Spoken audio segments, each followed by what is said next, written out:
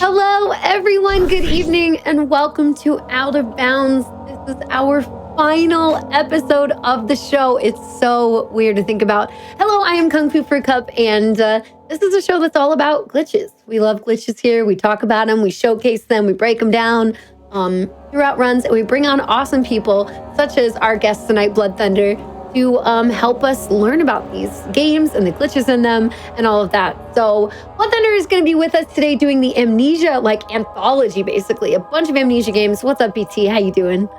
Hey, thanks for having me on your final show. You know, it's a real honor to not only be here for that, but to show off all of these games. We have 5 titles to go through. Yes. Amnesia Dark Descent, which we're going to start with. Its follow-up, Expansion Justine, A Machine for Pigs, Rebirth, and then finally The Bunker, which came out last year. If we're going really, really fast, we're going to do this in under 2 hours, but I've been informed we want to go a little slower and talk about some of the glitches because that's the whole these point. are filled with glitches. Yeah. It's the whole point of the show. So yeah, I mean, longer, but yeah. Right, exactly. So that'll be really cool. So, because I know that apparently one of the speedruns of one of these games is 2 minutes. And I was like, well, the show's a little bit longer than that. So, you know, I'm not going to tell you which one, but one of these, the record currently is about 1.5 minutes long. So nice. Okay, well, I will tell you, I've definitely seen some Amnesia on and off. Obviously, it's been kind of everywhere. It's been on YouTube years past. And so I've seen some of that. I've seen a little bit of the Dark Descent, and I've seen most of the Bunker, if not all of it. I don't have too much other info, so I'm excited to kind of see what's going on. If you all are new to the show, welcome. I know you're kind of here on the last episode, but you're always welcome to go back and check out previous episodes on the YouTube channel. It used to be called That's Never Happened Before, so anything from that through Out of Bounds, you can watch all of my amazing guests that I've had on. But we're going to get started in just a sec. I just want to say, you all are great. Thank you for being here and for joining me for all this time. You know what? I'm going to save the rest of that for the end. If you have any questions throughout this showcase, feel free to post it in chat. We can answer questions. And I will relay stuff to BT, anything that he doesn't catch. Otherwise, you know me, I'm just kind of hanging out and I get to learn alongside the rest of you all. So, BT, why don't you tell us a little bit about the Dark Descent and then count us in and let's get going. So these games were developed or published by Frictional Games, a wonderful studio. They also made Soma and the Penumbra series. The Dark Descent is their first Amnesia title. It popped up on YouTube. Everyone's pretty much heard about it, a staple in the horror franchise. And I absolutely love it. And if we're ready to start, we can kind of get into it as we go through the intro. So we're just going to start a new game. And this isn't really a glitch. In real time, it's not going to save much time at all. But once we load in, we're going to hit Alt F4, take us back to the menu real quick. Don't forget. Now we're going to spam continue. We're going to do this a couple of times. And all we're doing really, if we're doing actual runs, is we're letting all of this dialogue fade through the load screens, which usually get counted out. Like I said, in real time, it doesn't really save much, but that's our first kind of trick of the run. Nice. This is going to progress really, really fast. Normally, you have to wait through all of this. And then we're going to wake up as Daniel in Castle Brandenburg. We'll have some time to talk about the story here and there. Cool. But a lot of the glitches you're going to see kind of get repeated quite often.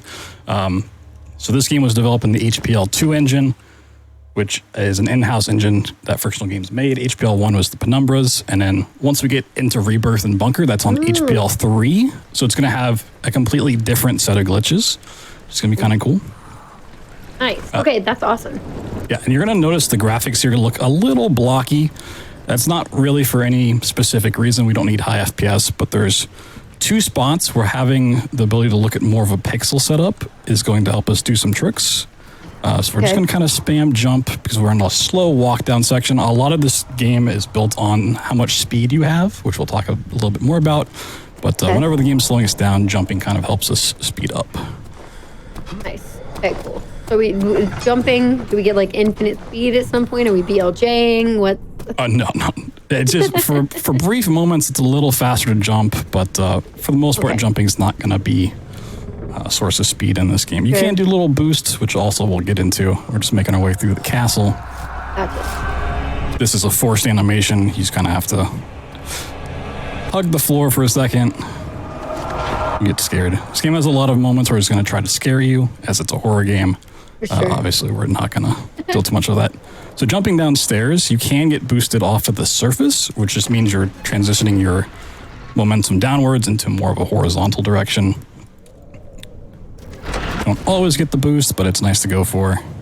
And we're still in like a walking speed, so we need to get our run speed back by just going into this room far enough that we hit a trigger, which means it's basically an invisible line across the wall. That's going to give us our speed back.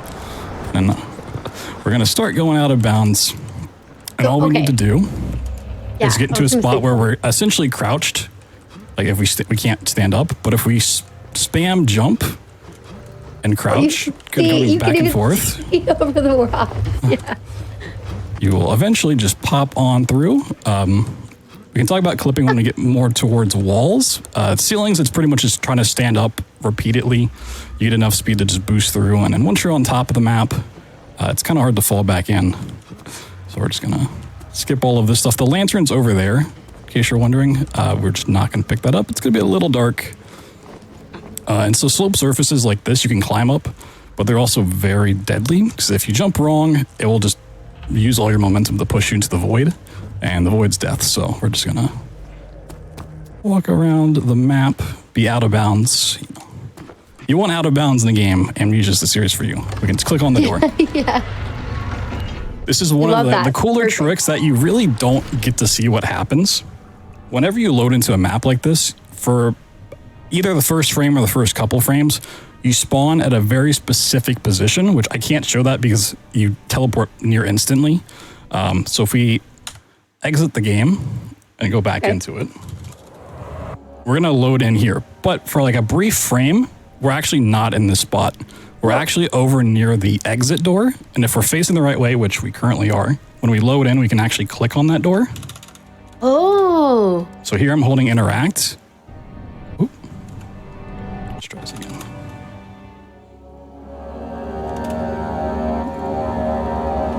We love tons of saves. We just click on the door. And that frame, and you skip the entire first hub. We can see this more once we get to the back hall. We use that a lot for backtracking. Okay. How much time would you say that just saved you? That there saves a couple of minutes. Oh, wow. Over like normal gameplay. In terms of the old speedrun strat, you could kind of like clip through a window and get through. So these white flashes are little flashbacks that the game's going to give you story, and it also slows down your movement. There's a really fun property of flashbacks, though, and that enemies won't attack you. You're supposed to be in like a story segment. Ooh. So if you go fast enough, you can kind of just like bypass certain enemies. Because the cutscene is like what, still technically playing? Yeah. So there's another moment in the prison that we'll see that like the enemy's chasing us, and as soon as we get a flashback, you just lose interest. This ends like right as we run past this guy, so he's a little silly. Oh, nice. Okay. You can only have just like a small moment to get by him. So another weird property of this game, I don't know why this works, but if you play in compatibility mode for Windows 7, which I'm on Windows 10, but I have that checked in the options, you get what's known as slippery physics. So normally if you drop something on you, it's just going to kind of bounce off. You're just going to be like a rock. With slippery physics, you can see it kind of pushes me whenever it falls. So what we can do, instead of trying to clip through this wall, we can just let it drop on us, and it's going to push us out of bounds. Wow.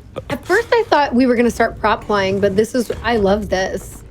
So that's actually a fun thing with prop flying is they went really out of their way to stop you from doing that in the HPL2 engine, which we're currently on.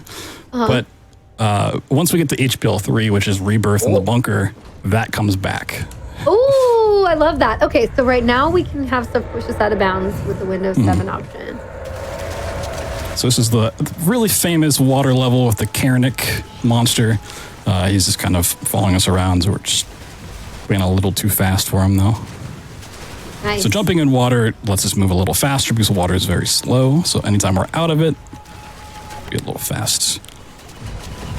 So the old strat here used to be to distract the monster with the flesh and then open up the gate. But with slippery physics, if the box is positioned nicely, it'll just push us through the door. And we don't have to use the slow way of opening it. Oh, wow. I need this hollow needle to open up this door, and for later, and we're going to start talking about vertical boosting.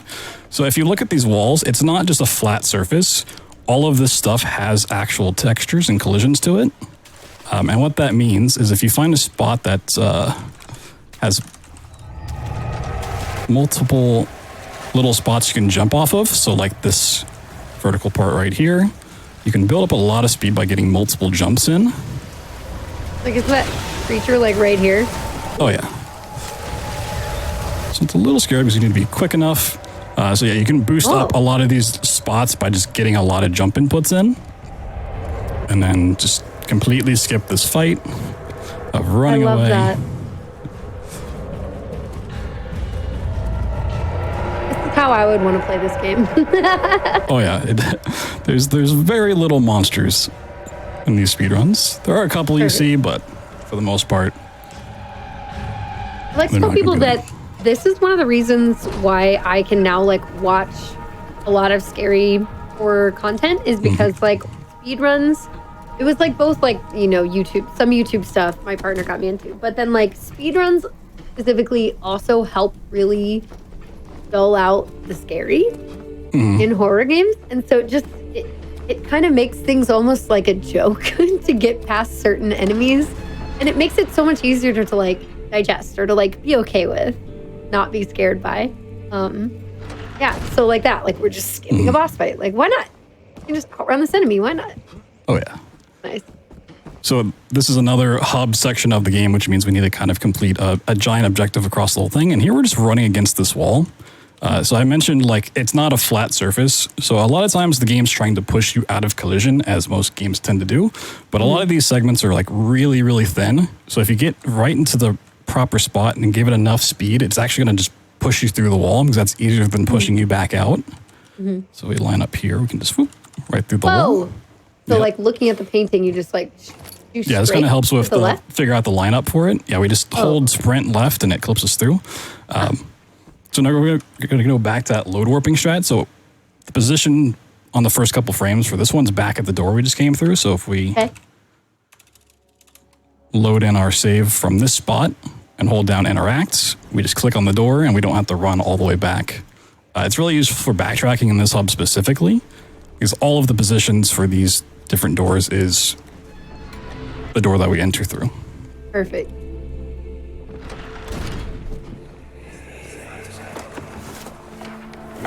So we're going to pick up Laudanum because this is going to be kind of our health pack system in the game, which health determines your speed. If you take too much damage, you will run slower, and we need speed, so that's another spot where we kind of wedge yourself in, and then by putting enough speed into that corner, it just pops us through because that's easier than just letting us sit there.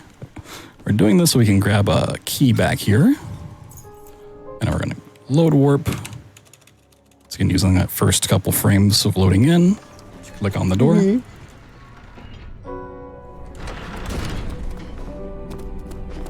If you ever see me jumping downstairs, we're just trying to get some sort of boost off of it. It's usually not going to happen, but every now and then you get a little time save. Nice. That's good. Nice little extra thing you have. It's a fun thing to go for. There are some spots where you can get like pretty consistent boost, especially in the later games, but for a lot of these staircases, it's not worth trying to do a setup.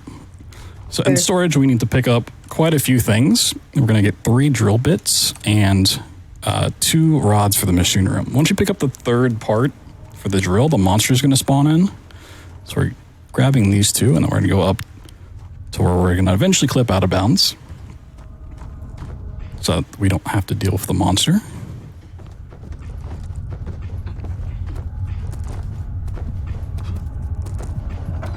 We're going to close the door just in case we're a little slow. So we need to clip up through the ceiling here, and so we're going to put a box on the shelf so that we can jump up on top of it and then spam our way against this, which is going to give us enough of a boost to kind of get us in that crouch state of clipping up through the ceiling. Oh, nice. Okay, right, like earlier. Now we need to be very specific where we walk so we don't fall off the map.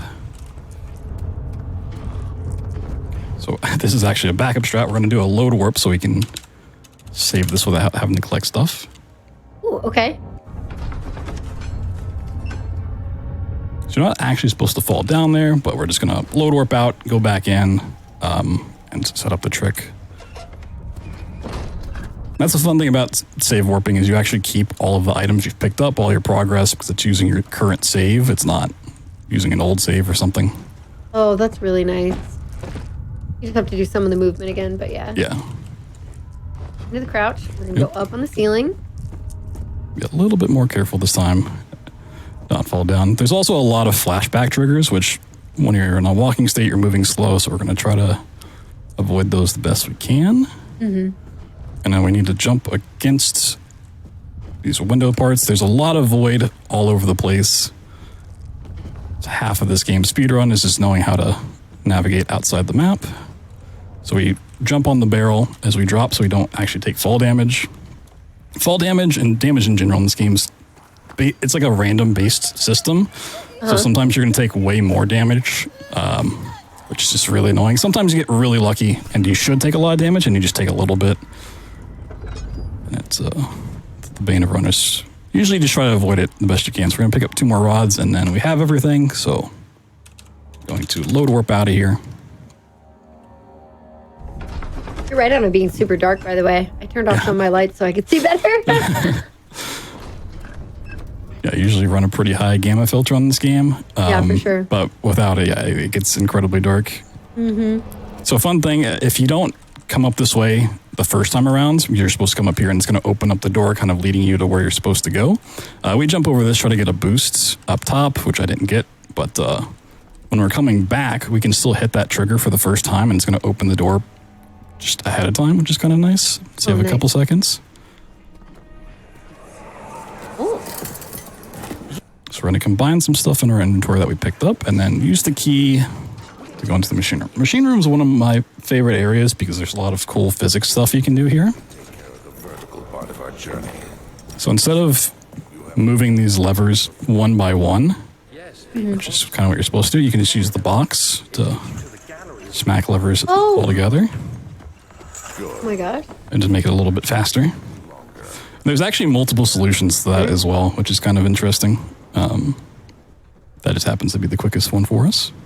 Wait, like multiple, well, every time you could do a several and they would all work? Yeah, there's like 2 or 3 different solutions of having the levers up or down that will complete the problem. Oh, interesting.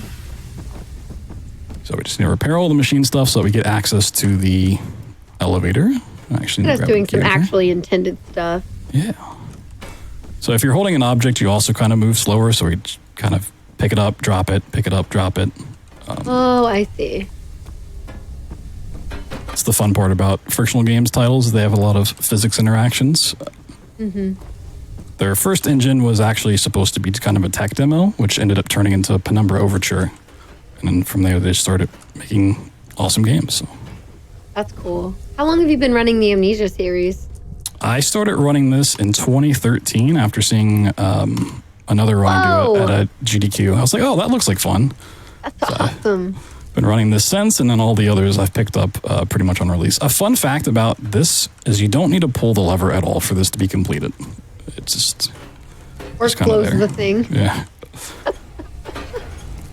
So this is going to complete the machine room, and we can look this way, so we can load warp back out to the start. Oh, right. As long as you're looking the correct way. That's kind of the last load warping that we do, because all the other ones, we don't go through hub sections too much. There's like 1 or 2 more that we do, but it's usually just like a backtracking method. Gotcha. I'm going to say, I get it now. I can see when you're doing it. Mm-hmm. Seeing it. Always have an elevator scene in your horror game. Always.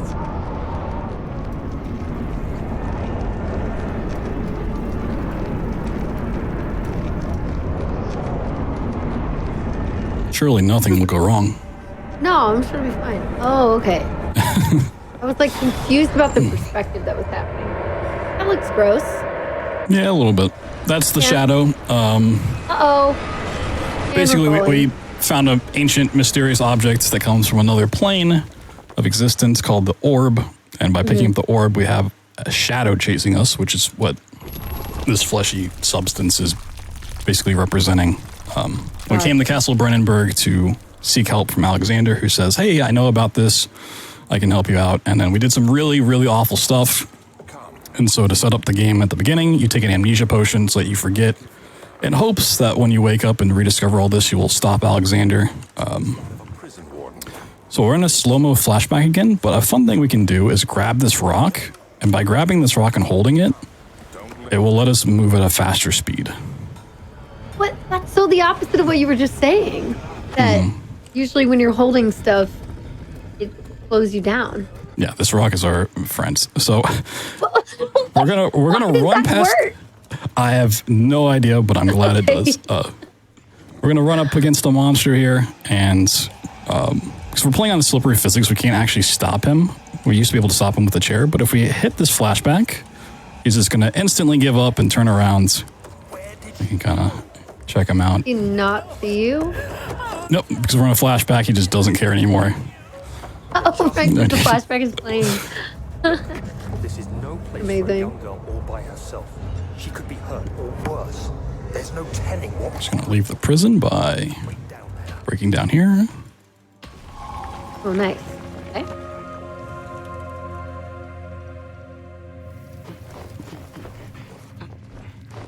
So also in a crawling space, you can't really ever do anything to make it faster in these games. You can just kind of spam jump and hope it gets you through. We're also in a slow-mo flashback, so it doesn't help. You're just kind of always going slow here. But have no fear, we're going to be breaking the game very, very soon. Okay, sweet. That's fine with me. Okay, you don't have to. It doesn't have to be like every moment. I mean, these games are just... There's barely a map that doesn't have some sort of trick on them these days. I mean, I love which is that. the fun part. I do love that. You know, we're having like a little bit of normal and then a lot of broken, and that's cool. We like that. So kind of like in the beginning, we're going to jump up these rocks and just crouch jump up. It's going to boost us through the map, and then we need to be very careful not to jump in specific spots. So you can just get boosted off the map, which is very unfortunate.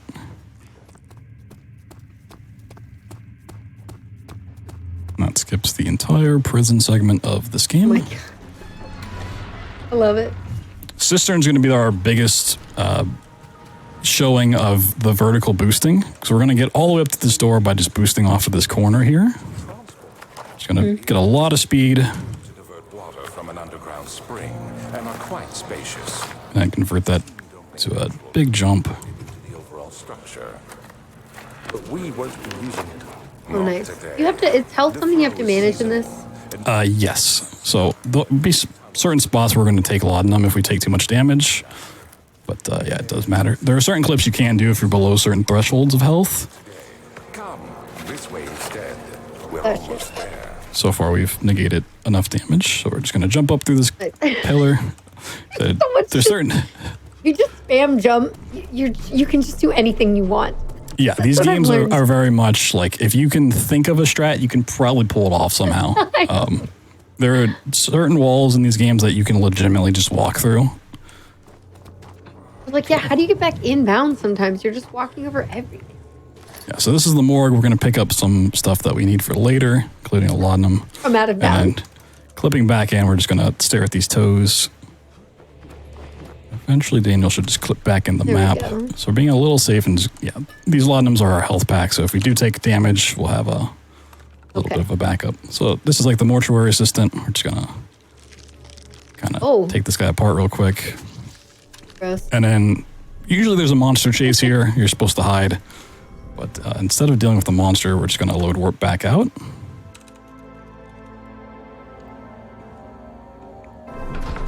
Click away. And if I don't move here when we load in, we can use the very 8-bit graphics to look at this line where it goes to a darker color. And then hold sprint forward and left. Just going to put us in a good spot to just clip through this wall. This one's notoriously awful.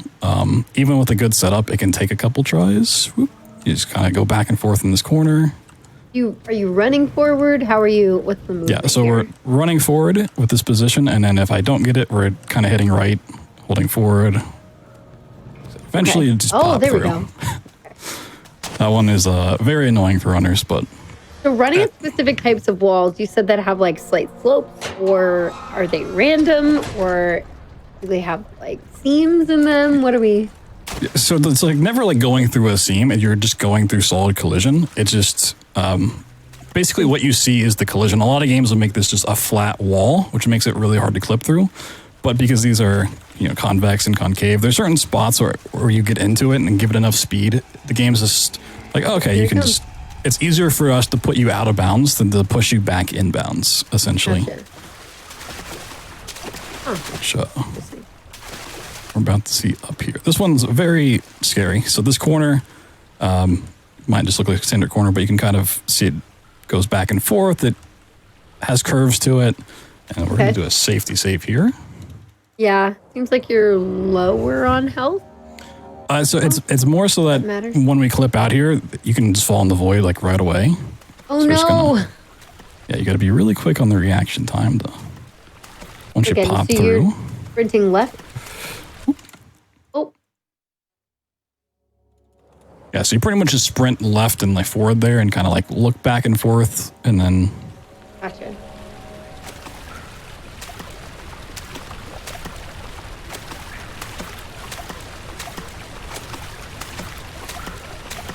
We got this. It's actually not this part that I'm scared of. Sewer skip is another notorious one for this game. Sorry. Is this the big spot you're looking at? Oh. There probably is to like a really small pixel degree, but a lot of these you just kind of run into and kind of wiggle your mouse back and forth. Wiggle. Gotta wiggle out. You can fit.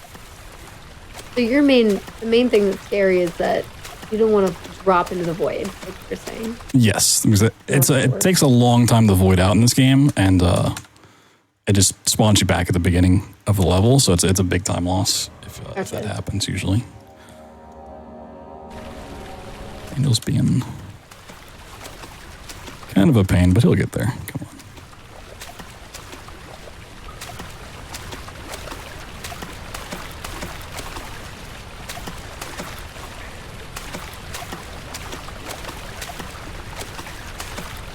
Got this.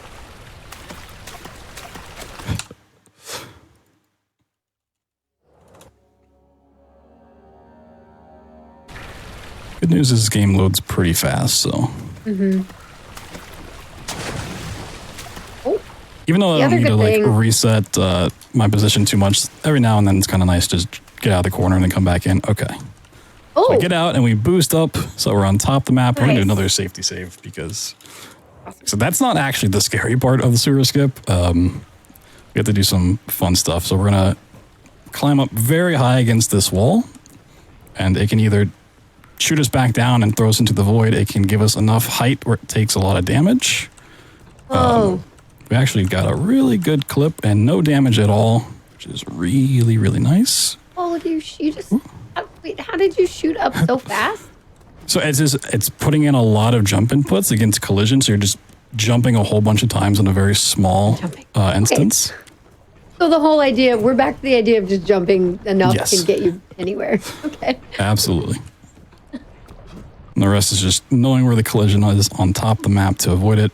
And here, normally if you climb a ladder, you just click it and grab it, right? And then you just have to walk up or climb up.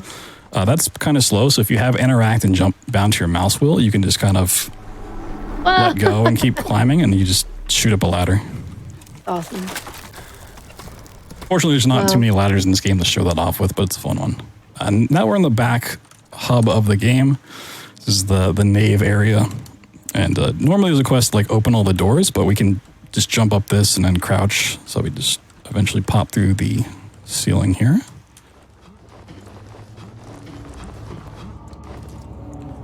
So now we need to fall down, and if we hit a certain wall, it's going to kind of stop our momentum and we won't take fall damage. But it's kind of a scary one, and I might take it anyways. We have extra laudanum in case that happens. We'll see. So we hit the wall, and it slows us down, thankfully. Mm-hmm. I grabbed all these extra laudanums, and we may not end up needing them. So we're going to traverse our way towards one of two areas. This is the choir, and we have the transept on the other side. So the orb we spoke of earlier, it's broken into 6 parts. There's 3 in the choir, 3 in the transept, and we're going to go collect those before we can continue on. Oh, nice. Okay. Yeah, so almost any door that you need to interact with is always interactable, even from out of bounds, which is really, really nice. So if we get outside the map, we can just find the door and click on it, which is kind of a consistent theme throughout the games. Luckily, frictional games are very cool with speedrunning, and they have even like beta branches in Steam, so that when we need a down patch, we don't have to go through all these files and stuff. We can just click a thing on Steam and it gives us to it. That's super, super nice. So we can get boost off these like little feet on the pillars. You can just kind of jump into them and hope the momentum from the jump transfers into Like a horizontal boost. Okay. So the choir and the transept are where a lot of torture went on because Alexander wants to use the suffering of people to make energy, essentially. We're going to load warp out of here real quick. So we're going to run past a whole bunch of torture devices. It's a real nice time in here. So this is just faster because the choir is such a big area than running all the way back to the start to go get the other two pieces. And a fun thing about this area is you can follow these pipes to the different spots you need to go. A lot of people get lost in here and they don't look up. You can just see the different pipes around. Those lead you to the different pieces. Oh, that's really cool. It's also like usually pretty dark, so you just don't see the pipes at all. Gotcha. But also, like, you don't need to look at this point because you already know where to go. So we're just trying to get all these little boosts. If we get them, it's cool. It's not too big of a deal if we don't.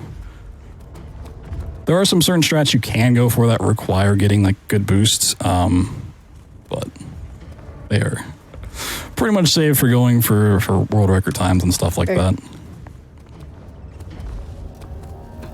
So this is our second orb piece. We're actually not going to load warp after this one because it's just faster to run over to the third one. We do have to go across a gap, which is a little scary.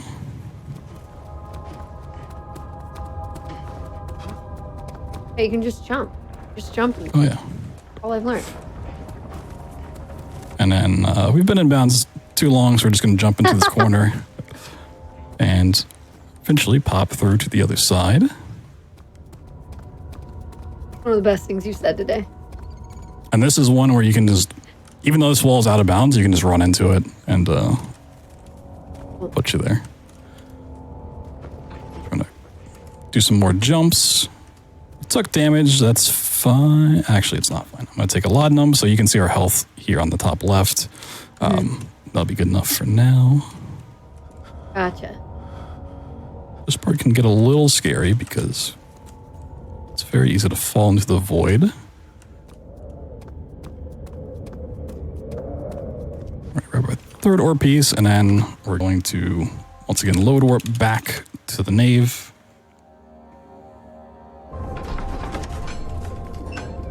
But we're actually going to do another load warp to get past this little small area as well. You blink and you miss it kind of thing. Seriously.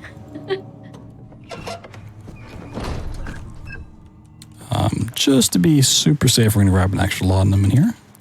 This is the other trick that if we have more of these blocky textures, we can line up with a very certain pixel, which is this 3 black pixels here.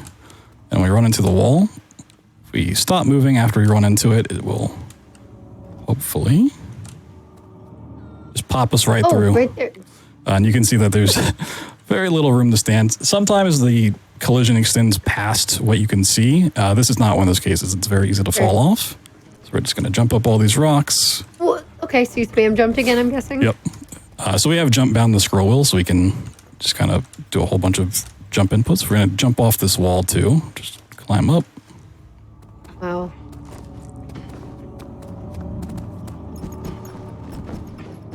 The confidence in which you are jumping out of bounds right now is... And back. Let's go. Yeah, that's the real scary part of this horror game. It's not the monsters. It's the Gotcha. potential time loss. So we're running on this pipe so we actually get past the flashback, because if you hit that, you're walking and it's very slow. Just kind of get around the room. This one we kind of do as intended until the back part of the level, but gonna run in bounds. We're gonna collect some more orb pieces.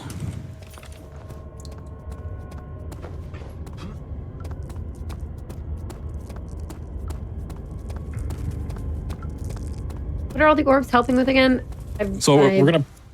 You need all the orb pieces to trigger a map change. Okay. You can get to where essentially you need to go, but you can't progress because it's not the right version of the map. Until you have all 6 pieces, then it's going to trigger a sequence of certain monsters. So we're just going to run into this corner and we hope not pop through the side, but pop out of bounds here. And yeah, there's not a whole lot to clipping out of bounds in these games. It's usually as easy as it looks. Yeah, I love that. So you said you kind of just run at things and you wiggle the mouse a little bit. Sometimes you don't even need to do that. Sometimes you just run at it and it'll push you out. Great. Yeah, if you're clipping up through a ceiling, you just crouch and then jump, and eventually it's going to put you through. Nice. Here we're going to do another load warp.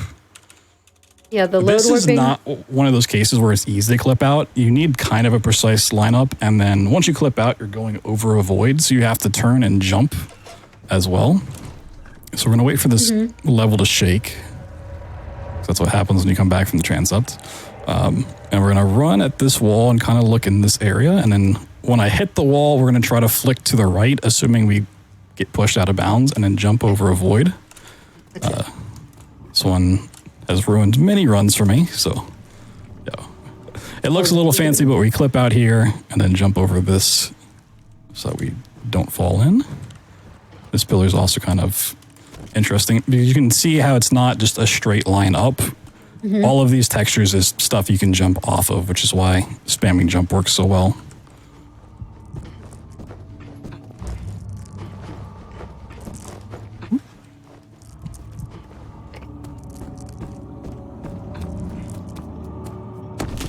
So this is a spot where you can kind of walk over. There's more textures here. Because your vision's so red, does that mean you're like super injured? Yes, that's a really good indication of being too low health for a lot of stuff. You just said like you could see it in the menu, but I thought I could see. Okay, Yeah. just confirming. Yeah, if you take a big hit of damage, that thing in the menu will go down, but yeah, your screen's more red the more damage you take, so. Sure. If you ever see like a deep red, then you've taken a lot of damage, and that's no good. So this is the map that's now changed. We could have gotten to this map before, but these monsters wouldn't have been here. Let me open the door. And they're supposed to just kill you, and the quickest way is to turn around and run back, because it doesn't want you to get out to the door you came through. It's like, oh, you're running away, we'll just instant kill you. Okay, Which progresses so they have to the to next kill part. you. Yeah. Sure. It's a forced death, so they're going to take us to prison. And there's actually like quite a few ways to escape this. Just kind of the great thing about frictional games, especially like the earlier titles with Penumbra, is the physics interactions you have. You just don't really see it in too many games these days. Gotcha. Yeah, that makes sense. So you're normally supposed to like break this wall open, but you can crouch jump against this pipe. I hold no grudge against you, Daniel. We are And then when you run into it, I actually picked it up as it was breaking. Usually it falls down. And once you're out here, the wall breaks anyways. And you can get water to flush out this key, but you can also just put the bar in here and you can push it, but we're just going to use a chair because it's a little faster. So it's going to drop the key out for us. Nice. And now we're going to have a monster chase us. So we're going to take a laudanum so we have a faster run speed.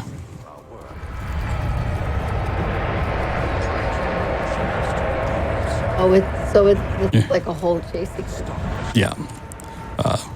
And there is kind of an out of bounds here, but the way to do it is really, really scuffed. And even like top runners don't really go for it. Okay. Almost a segmented only kind of thing. And here's not a glitch, but because water is slow, also this looks more like Kool-Aid than water, we're going to try to jump around the edges here, which we didn't get too far, but we can also get back up. Okay. So it's a fun thing when you're doing runs of just if you have dry socks at the end of it or not, which ours got a little wet. I love that. So if people are learning how to speedrun this game, would you recommend that they like definitely put the jump on the mouse wheel like you were saying? Yes. So you can kind of like double bind stuff. So I can have it on spacebar, but I can also have it on mouse wheel. Nice. Jump and crouch are kind of like the two things you want to have able to spam. Sure. That makes Also, sense. the shadow flesh here will just randomly do damage to you. There's nothing you can do about it. And that was an unfortunate fall. That's why we have extra on them. Yeah. Yeah, exactly. Because there is one trick coming up that we have to have a pretty high amount of speed for. So if we have taken too much damage from falling or from these little flesh piles, we just can't do the trick. Oh, you're slower when you're hurt. They actually Yes. make that happen. Oh, that's cool. I mean, I hate that, but it's cool. Yeah, it is quite annoying because you not only just take damage and it feels bad, but then you get slowed down from it. It's just insult to injury. Right. So now we have the ore pieces and we went through the prison sequence. We can just access the back end of the game, Nice. which is where Alexander is. And if you want to try out these clips for yourself, this is the easiest clip to do in the game. If you just run at this wall, like you just run at it, you just pop through. Right? You don't have to jump. You don't have to know where to look. You just run at this wall, and you will pop on through. But from here, Incredible. boost up on top. This is a little bit of a tricky jump, but get over it.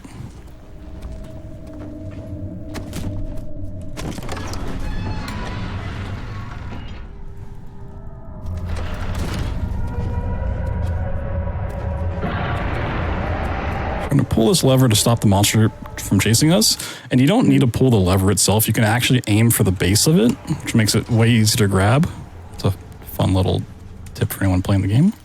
And this is the clip we need a lot of speed for. So we're just going to run against this. And then I'm actually just moving my mouse back left and right and boop, pop on through. So this is the orb chamber. This is the end of the game. This is where Alexander is. And if you want to consider this a boss fight, it's pretty easy. You just have to knock these pillars over. There's different endings you can go for, but this is going to be the fastest one. Just like a neutral ending or a positive ending? This is kind of like the self-sacrifice ending. We're going to take down Alexander, but at the cost of ourselves. So the shadow is going to come and attack us, and we're going to try to leave. That's how the ending leaves off. But it's essentially that we're giving ourselves to the shadow, knowing it's going to come after us too. Gotcha. So would this be basically time for the first game? Nice. There is one glitch you can do in the outro as you're walking out with this. It's not part of the run because time would be over. I don't care. I want to see.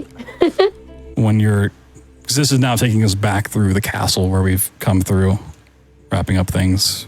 We're fast enough to walk back here and get around the corner. We can just fall into the void. Just kind of see the different areas it's taking us through. I knew it was my perfect. This is the water chase sequence from before. Yeah, it doesn't do anything. You just warp back eventually. I love it. I love it.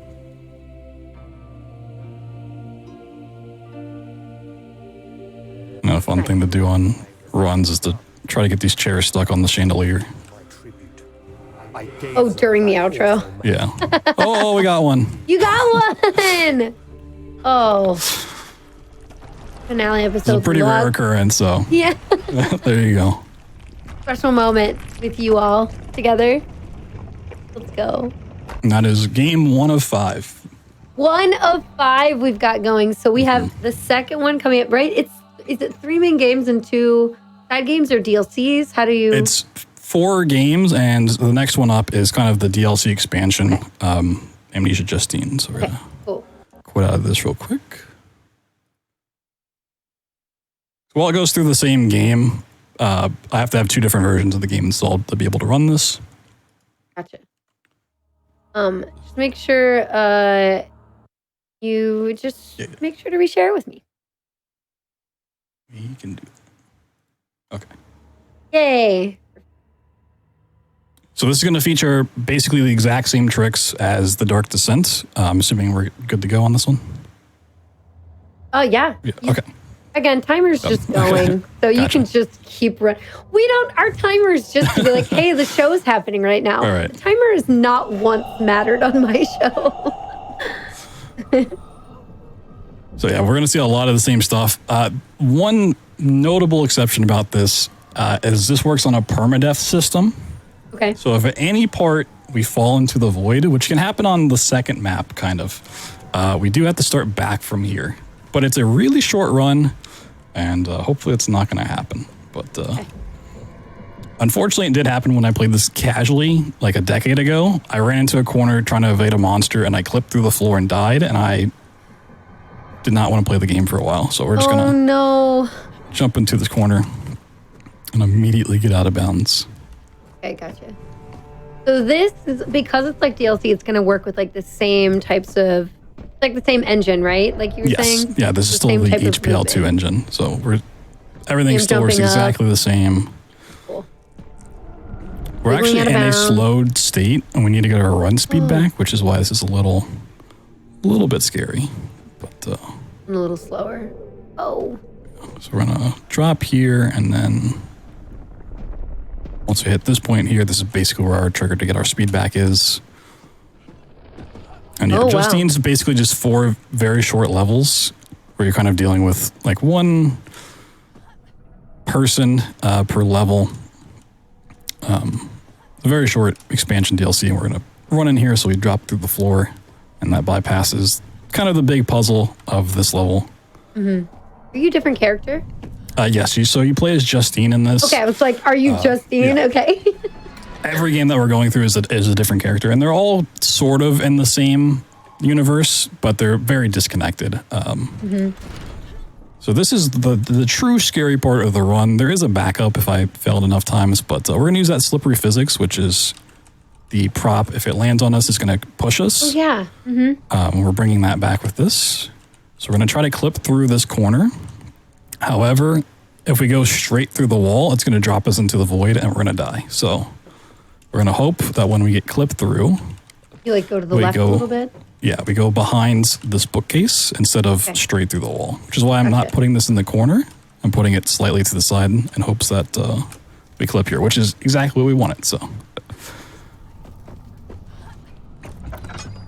yeah, if you guys want to know more about these games, there is really great like lore videos. I want to say the Gaming Henry, something like that, makes really great lore videos for these games. And they are very dark. The lore. Oh, yeah, I'm sure. Yeah, the lore for these is... It's kind of hard to get them as you're running through the game and getting scared, but if you take the time to look it up, they go into some really dark themes. So we're going to go up through the map here. So we're going to use our handy-dandy box to just get us on this pipe. And then we're just going to jump enough times in a crouch state that we pop through.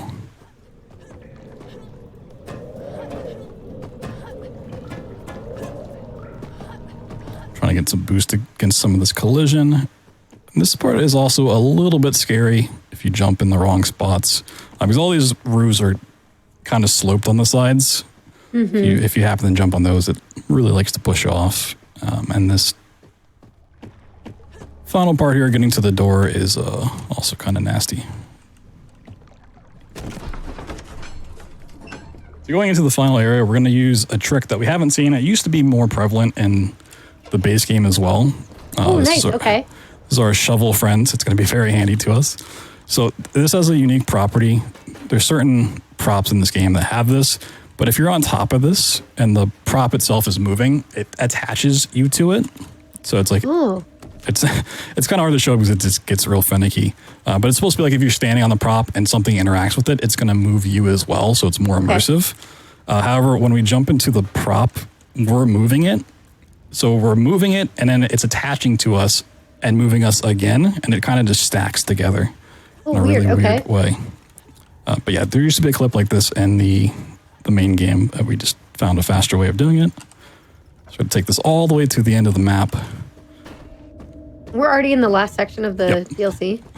Oh, wow. Yeah, this one is very, very short. You're slowed down again. So it's kind of a labyrinth here. It's very easy to find your way. It all kind of wraps back around. Gotcha.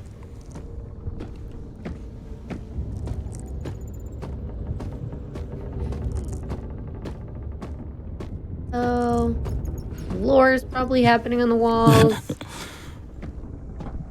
We're just looking for the right place to clip through, which is right here against this wall. We're going to put down the shovel. We're going to jump into it, and we're going to hope that when the shovel gets interacted with, it's going to build up enough speed going into the wall that's going to push us right through like that. Whoa! You just pop on through.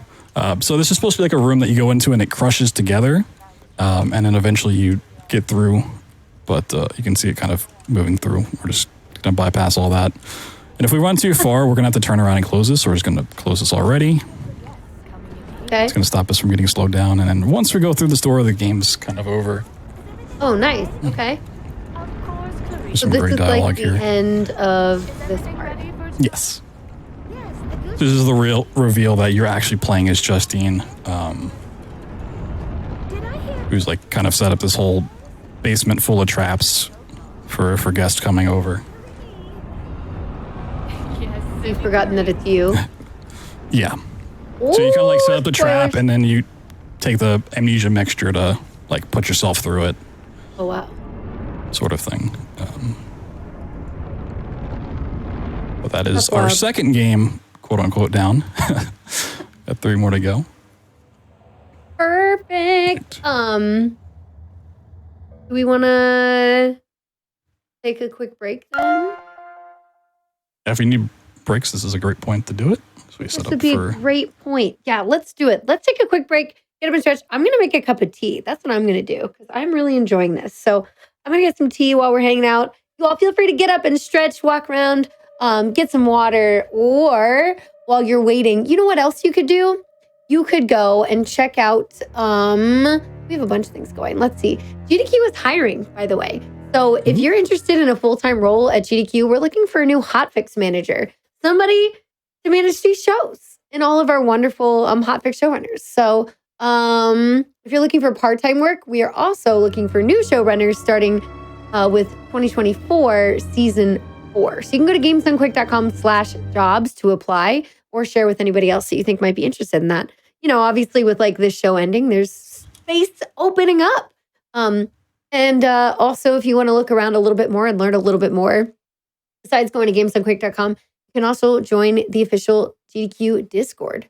And there's like a hotfix role in there, talk with staff, look at events, all that kind of stuff. So !Discord if you're interested in that. Otherwise, we will be back in just a few minutes. We have more Amnesia coming up. Again, game 1.5 out of 4-ish. It's 5. Anyway, I'm just like, how do you...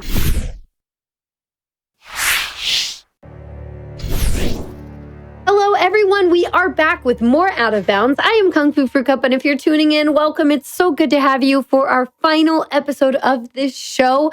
We have been having a blast looking at the glitches in the Amnesia series with our awesome runner, Blood Thunder. So BT has taken us through Amnesia, The Dark Descent, and the kind of DLC for that.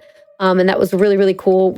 I've learned so far that you can just wiggle out of walls. And if you can't wiggle, just jump. Just jump a lot. And then you can just go anywhere and do anything. And it's really cool. So I'm excited to see what this has to offer. BT, so wait, before we get into this, you said, is this one on the same engine or is this on the new engine? So this will still be on the same engine, HPL2. Okay. The big difference, though, is that this was actually developed by the Chinese room who made Still Wakes the Deep, the recent horror game that came out, and only published by Frictional Games. So there's not as much prop physics. There's barely any in this game. Interesting. Okay. But a lot of the same clips and stuff are still going to be very prevalent throughout this. Cool. So we're going to go through this one. And then, again, as we all are going along, feel free to ask questions. And I'm going to let you count us in, BT, and then take it away. Go. Okay, so we're going to save. We're going to load in a save file because there's a decently long intro. We're just going to use the save file we have, and that's going to wake us up in the house. A really big house, but as soon as this loads in, we'll continue. And during the break, I did go and look up the channel for the lore stuff if anyone's interested. It's Gaming Harry. He makes a ton of Gaming Harry. Cool. Not only has covered these games, but a lot of other games as well in the horror series. Highly recommend if you want to know more about it. Yeah, we're waking up in bed with this amazing cage around us, not ominous at all. No. And we just don't want to fall out. You know, that's all it is. 5-star hotel. Fantastic hair. Look at the amazing title drop. This is So like once we get into the next title, that's when we'll have a lot newer glitches to talk about. This was going to be kind of the same experience, just repackaging it. So we're just waking up on the floor, making our way to the door. Classic fun stuff. So now we're playing as Amandus in this one. Still in the same universe, essentially. It still deals with orbs and the other universe, but as far as the stories go, they are very disconnected. So we're going to take a brief moment to wait here so we get our full run speed back. That way we can jump through this wall and over this gap. If you don't have your full run speed, you can drop here. And the only way to really save it is to either restart the run or to fall out and void, which takes 20-25 seconds. Gotcha. It's a little slow. You didn't even wiggle. You just jumped straight ahead. And there was no collision. Yeah, there's a lot of very easy walls to get through in this one. I love that. We'll see in just a moment. There's another pretty easy one here. I mean, yeah, this house is absurd. It's quite the place to live in.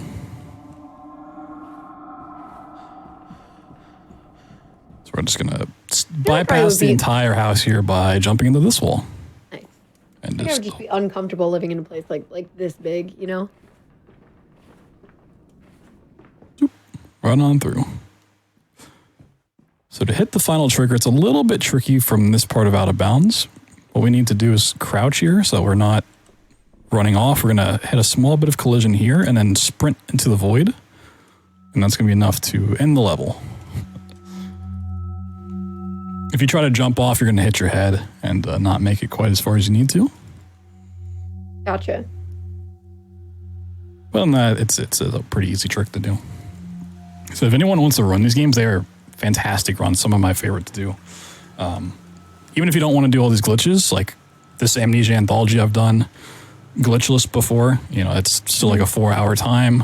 It's pretty fun to get into. The whole anthology, not bad at all. Yeah, what would be your recommendations for people wanting to get into this series? Like, what's the first thing they should go about doing or learning? It's going to depend on which title you're interested in running, because it's going to be a different engine. If you're running one of the newer games, Soma, Amnesia Rebirth, and here we're just doing kind of the standard boost up here with a vertical, just tons of jumps, and then we're going to get to a spot where we can crouch. For the newer titles, you need to learn about the regrab glitch, which we'll get to when we get to those games. For these, it's just kind of going through and just learning how to navigate out of bounds. Getting out of bounds is relatively easy, but you just have to know. Even though it looks like a flat surface, sometimes there's little invisible walls. They're like holes you can fall in, or yeah. There's just a lot of navigating. So like memorizing routes and stuff would be important. Right. Are there any like tools available to like see where collisions or hitboxes are or anything like that? There are some tools. They're a little wonky to set up, but that stuff does exist in the community. The Discord covers all of the games, these, Penumbra, and Soma, all the frictional titles. Here, we're going to stack this chair on top of this little segment so we can do a crouch jump spam up here. So we're once again just clipping up through the ceiling. And then this is a little bit of a scary spot because we need to jump on this ledge without falling into the void. Now we're on top of the map. So there's another spot where there's like invisible walls. So we're going to jump out here. Oop, and that's actually too far. Okay. Oop. I wonder if I still remember how to do this backup strat. Where is it? You're supposed to be able to be outside. You're supposed to walk across some invisible walls and then you jump down into the cemetery, but this might allow us to do a trick I have not done in a very long time. We need to find... Oh, I'm sorry. Casually do you go? Oh, yes. Casually, this is where you're supposed to be. I think I need to go. Okay. Yeah, there's a puzzle to solve here. So there, for the most part, is not prop flying in the HPL2 engine, except for like a very specific prop on this map. I'm trying to remember exactly where that spawns So you're in. looking for that now as like Yes. a backup? Yeah, we could just reload. Gotcha. That's no fun. Is it one of these? Okay. Oh, it might be this one. Yeah, there's not a lot of props in a machine for pigs at all. But this pig corpse we can use. So we're gonna just move this over because once we're grabbing it, we're going slower. Not gonna lie, it's a little disconcerting to see you just hopping around, tossing a pig. Yeah, it's yourself, you know, it's fitting with the game, but it does feel kind of wrong.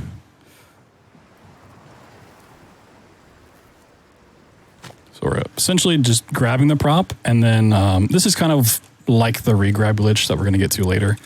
So if we're trying to stand on it, it's not going to allow us to pick it up. But if we're holding onto it and then kind of walk onto it, and then with scroll wheel, you can bring stuff closer to you or further away. You can like push it, move it around. So if we bring it into us with the scroll wheel, it will start pushing us up into the air. And with jumping, we can... Oh my God. Get over this invisible wall that I was supposed to be on top of the whole time, but yeah. That's a really old trick that has no real uses anymore, but hey, that's the point of the show is I showcase love that kind seeing of old stuff. tricks too, though. I think it's really cool. And again, you were saying that like you basically don't prop fly in this game, except for when you do. Yeah, that's like, the when you one could. instance where you can actually do it, which is interesting. So we also have the same damage system in this game where if we fall down, we take damage and we move slower.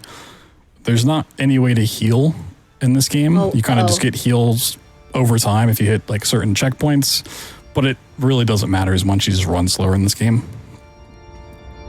So that won't matter for like certain jumps and things like you were afraid of last time? No, you can pretty much do all the tricks at different speeds. This is another fun one. You just jump into this corner next to the light and kind of hold forward and you just pop through the floor. Sometimes you get popped too far and you end up falling in the void. So back to the start we go. It's a very scary place. It's not a fun place to be. There's actually a fun thing they do in Amnesia Rebirth where some modern games have this where if you fall off, it kind of warps you back to the last place you're standing, which is really nice for that run, but we don't have that for these titles. It would be quite interesting.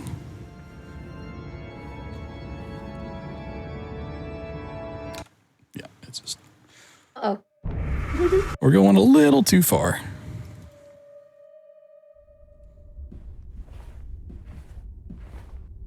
Seems like the collision on that like outer edge is a bit finicky.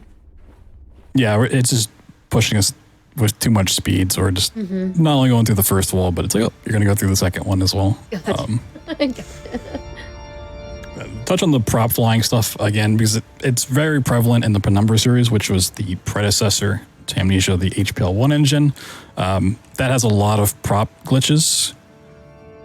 So they kind of recognize that going into making a second engine. They're like, oh, we should maybe not have props be quite so powerful, which is why they worked so hard to prevent it. And then somehow they brought it back in the third iteration of the engine, which is great. Maybe they were like, it's fine. Just let him.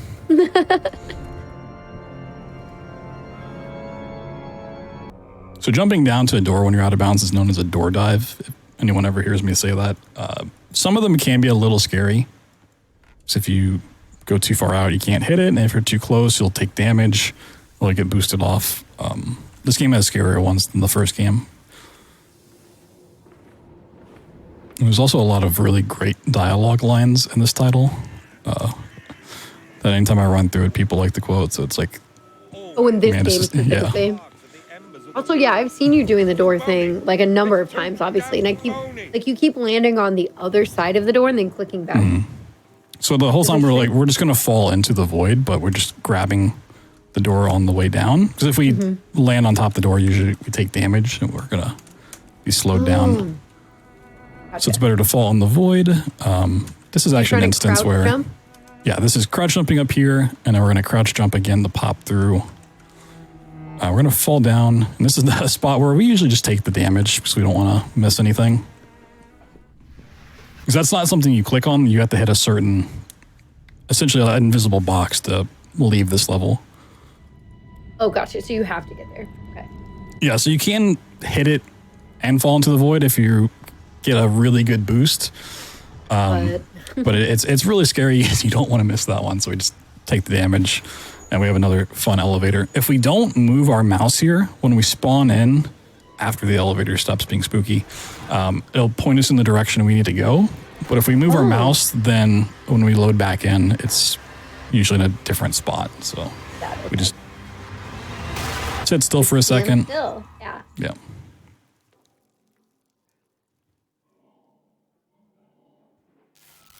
And we can just lift up the door. There's a lot of phone calls in this game that we just completely ignore. And this is a very short map. There's usually a lot you have to do here, but you're going to crouch jump on top of this and then spam jump here. And that will hopefully just get us right out of bounds.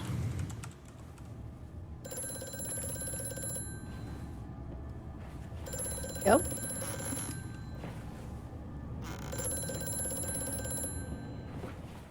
So now that we're out of bounds, we can ignore that phone call, and then the trigger to end this last map is just to jump over here. And we go into the sewers, which is where things start getting a little bit more scary for the run itself. There's some difficult tricks coming up. I like hearing you talk about things in the run being scary in a scary game. When you're like, it's not the game. It's the speedrun that it makes you the most afraid at this point. We will kind of see some monsters in this one, but yeah, there's some scary tricks for sure. So these are the sewers, and they are powered by just sewage, which is great. Luckily, we can't smell it at all. One of the positive things about video games.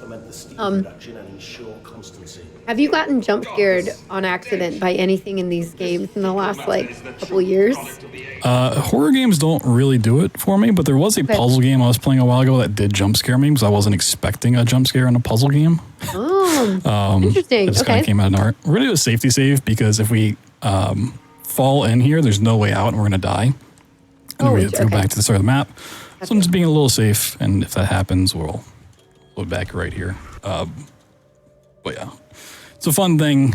Anytime I play a new horror game coming out, people are just like, "Oh, is something finally going to jump scare you?" And then it usually doesn't. But hey, an instant clip. Just that's a crouch jump, spamming on this weird pipe, and now we're outside the sewers. A lot of this is just traversing collision. So fast.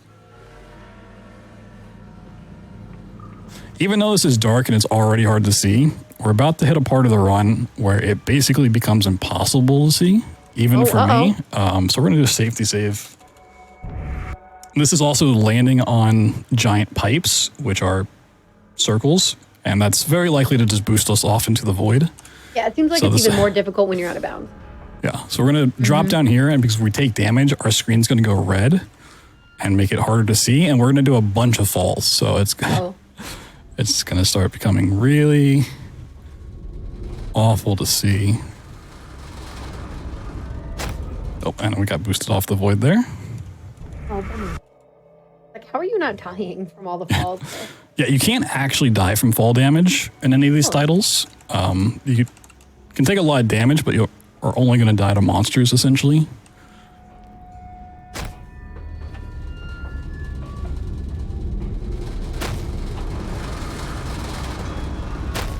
That's another boost off. Even if you do this the casual route, you're still dropping down these pipes, but you're just doing it inside the map. So you're still taking a lot of damage and you can't see, which is kind of funny. It's the same experience casually, just one you're inside the map, the other you're outside the map. There's a little bit less fear of the void. Yeah. Okay. This is the one scary drop, which is going wrong. The other ones are usually pretty fine. Is there a monster in the sewers that's after you as well? Not in these. There's not a whole lot of monsters in this game. Machine for Pigs kind of gets a lot of flack for not quite living up to the other titles. Once again, it is developed by a different studio. There's not a whole lot of prop physics, and there's not a whole lot of monsters. The lore of this game is fantastic. It is great, tremendous story, but yeah, we're going to drop down here. So if you're coming into it expecting another Dark Descent and to be like super scared, you kind of get let down. Because you're also not going to get a lot of that story playing through the first time. You're not collecting all the notes and stuff. Through this one? Yeah, a lot of these games, if you're just running through, you're not going to really piece things together because they are quite cryptic. You have to be like really thorough, yeah. Yeah. So this is the bilge area, home to the bilge boost, which is it used to be a really awful trick. It's since gotten a lot better with better setups, but we're just going to kind of take a shortcut through a small part of it here by just jumping up. This is just kind of shortcutting, getting around the arena. There's not a big time save here. So we can bring back the ladder trick where we're, instead of just climbing up normally, we can spam, interact, and jump. Climb much faster. Oh, and it's like you're not even totally grabbed onto it. Like you're back and forth. That's cool. You're just constantly letting go and grabbing again, so you just keep getting put higher. We do a crouch jump out of bounds, and then... that was fast. Yeah, this is bilge boost. So there's this area here where we're up high, and we're going to drop down, and we need to get high up again. And there's not a great way of boosting up. So normally you'd say like, oh, I can boost up this corner, but this is actually a flat surface, so you can't do that like climb. You like the spam jump, yeah. Instead, we're going to use the small girder and go up the side of it and hope we stack up enough jumps in the small amount of space we have to boost up top. Oh, wow, okay. So this lineup's gotten a lot better in recent years, but yeah, this used to be a pretty notorious trick for ending runs. Did you just get like stuck on it for a while? Yeah, you just never get the boost you need. Mm-hmm. In like a PB attempt, how long do you usually give yourself? Oh, nice. Yeah, so that's just boosting all the way up. It depends on how good your PB is. It's a pretty quick trick to keep retrying. We're just going to take a big fall here. Mm-hmm. So it's not too bad. You're not losing a whole bunch per attempt, but it can add up quite quickly. Gotcha.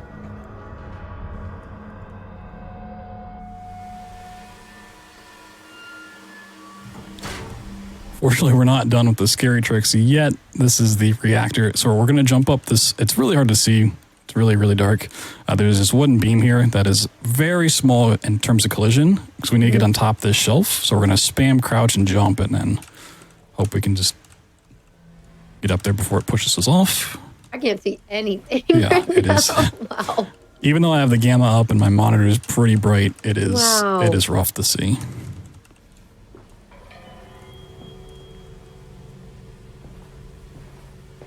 This one takes too long. We can just go down. Try to show this one off.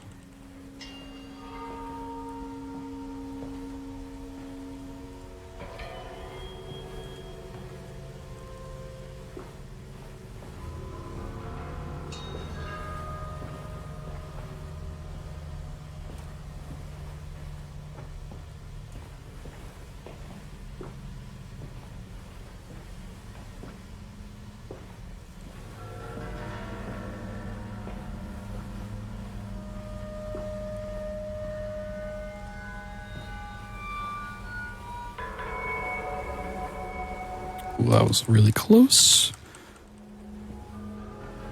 The tricky part about this is you need to be in a crouch state to get up here, but you're spamming jump so much that you're barely ever actually fully crouching.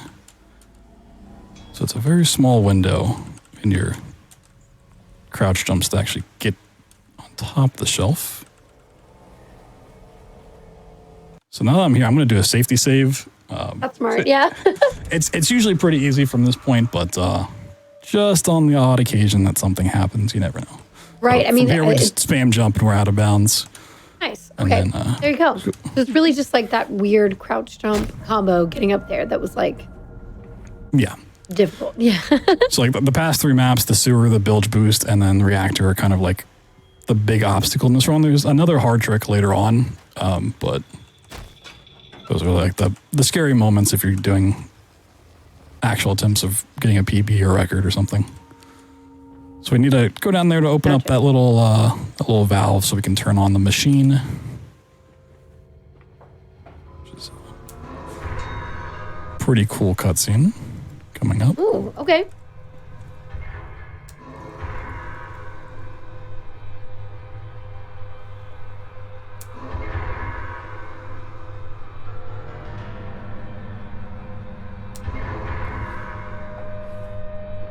It's like the big epic moment of this game. It's when you turn on the machine and everything starts coming to life. Which, if anyone in chat has pig emotes or the pig emoji, this is usually where it's acceptable to spam them. Pigs in chat? Pigs in chat?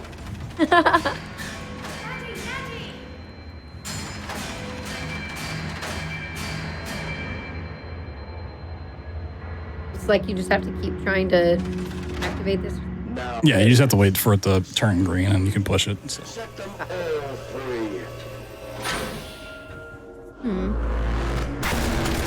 Yeah, it seems like it's all about the story rather than like the scares. I live. I breathe again. I rise. I will rise to bleach the sky and still the water. I will spin the world wheel and set the future upon the path to redemption. Where are my children? You promised me my children. My time is come. More pig. More pig. More pig. Yeah, so the other voice talking is the machine, which, long story short, is like a splinter of our soul. Now that we've touched the orb, so the orb kind of comes back from the Dark Descent. It's a different orb, but it comes from the same place, which we kind of get to see in Rebirth. But yeah, it's you're fighting two parts of your soul. So we're playing the same character as the first game. No, so this is Mandus. This takes place Mandus. years before the Dark Descent is set, I'm pretty sure. So then what is the connection to the Dark Descent, like you were saying? So we can talk about it a little bit more in Rebirth because we visit it, but okay, cool. Essentially everything in these titles comes from what's called the other dimension, the Shadow Realm sort of thing. And that's where the orbs come from. So the orb that we collected the parts for in the Dark Descent. In this game, you once again find an orb that splits your soul and you build this machine and you kind of regret building the machine. They both come from the Shadow Realm. I kissed my children farewell. So they're connected in universe, but the stories themselves are very standalone. So we're going to do a ladder boost. It's a really fun one because it's a tall ladder. And then another set of crouch jumps to get up and out of bounds. So we're doing a safety save here, not because this trick is difficult, but most maps in this game give you an autosave when you get to them. This map does not. So if I happen to mess up this map or we get soft locked in this one weird spot, we'd have to go back to the beginning of Reactor. Oh, wow, okay. Yeah, it's a really big time loss and we'd have to do Reactor skip again. But yeah, usually it's not too bad. Actually, that's a weird spot to fall.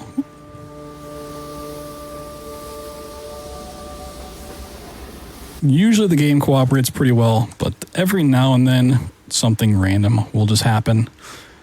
There is a spot where you can just get stuck when we're trying to clip back in bounds, which happens every now and then. It's kind of annoying when it does. So this is a good area to be safe. Yes. You don't want that to happen, but you also don't really have control over it.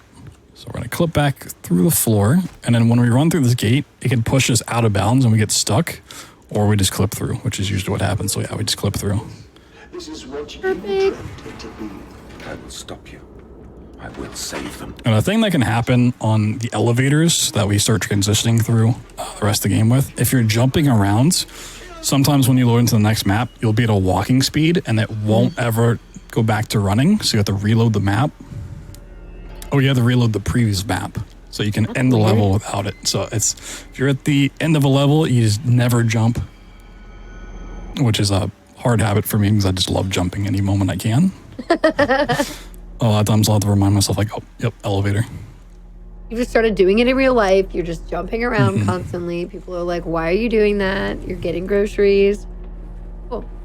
So we're headed up to the streets, which is our really only opportunity to actually see the piggies in this game. There are some piggies. Well, we're gonna see oh my gosh. Yeah. Like, are they also deceased, or are they? No, they're back in the flesh. They're just a lot bigger and running on 2 legs. Oh.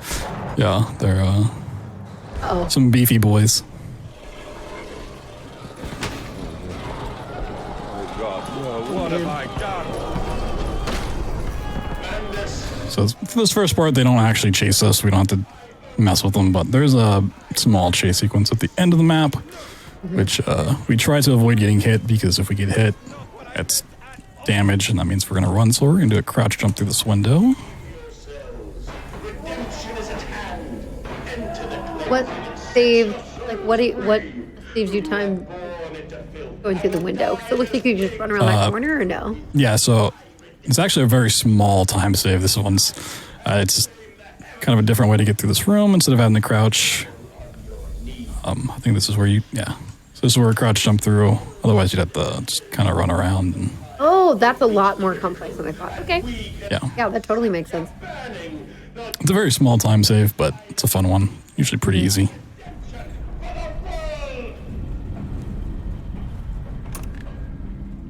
So once we go down here, it's going to start a monster chase. Normally, we can outrun the piggy, but every now and then we kind of hit like a little bump on the floor or something, and it's going to give us a little love tap. We don't want 2. 1's acceptable. 2, we kind of get like a fade to death, and then we get revived screen. So we just need to make it past this gate. We might get tapped once here. We're fine. Okay. Oh, nice. Sweet. So there he is. There's the piggy. Beast, creature, where are my children? Where are We're going to go in the elevator, so we're not going to jump anymore.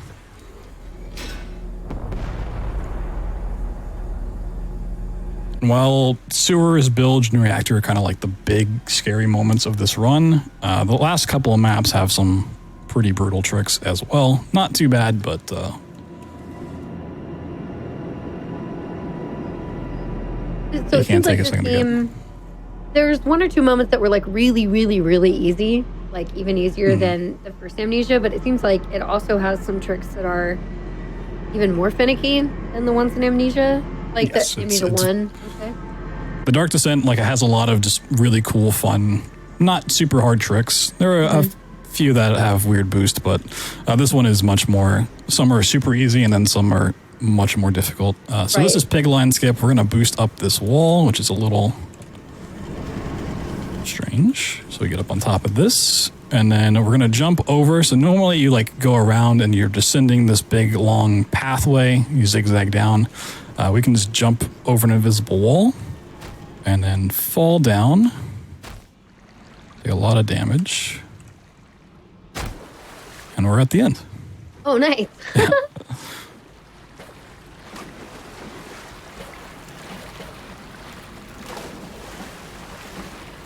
Oh, nice big pool of Kool-Aid. Take a sip. Yeah, before. totally. That's all it is. In a scary game. So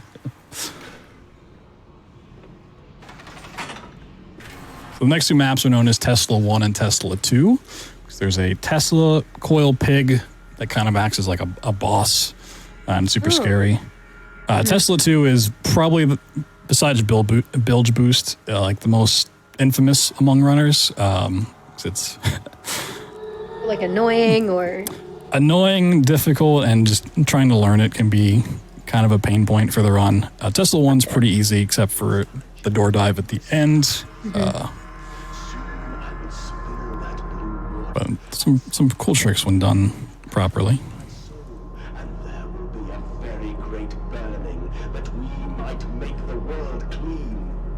We're just waiting. Man, there are a lot of elevators in this game. Yeah. What on earth? I've found over the years of all my speedruns is the consistency is I run a lot of games with a lot of elevators in it. I don't know why that always happens, but yeah, a lot of my speedruns end up having a lot of elevators. A lot of really cool glitches, but a lot of elevators too. Yeah.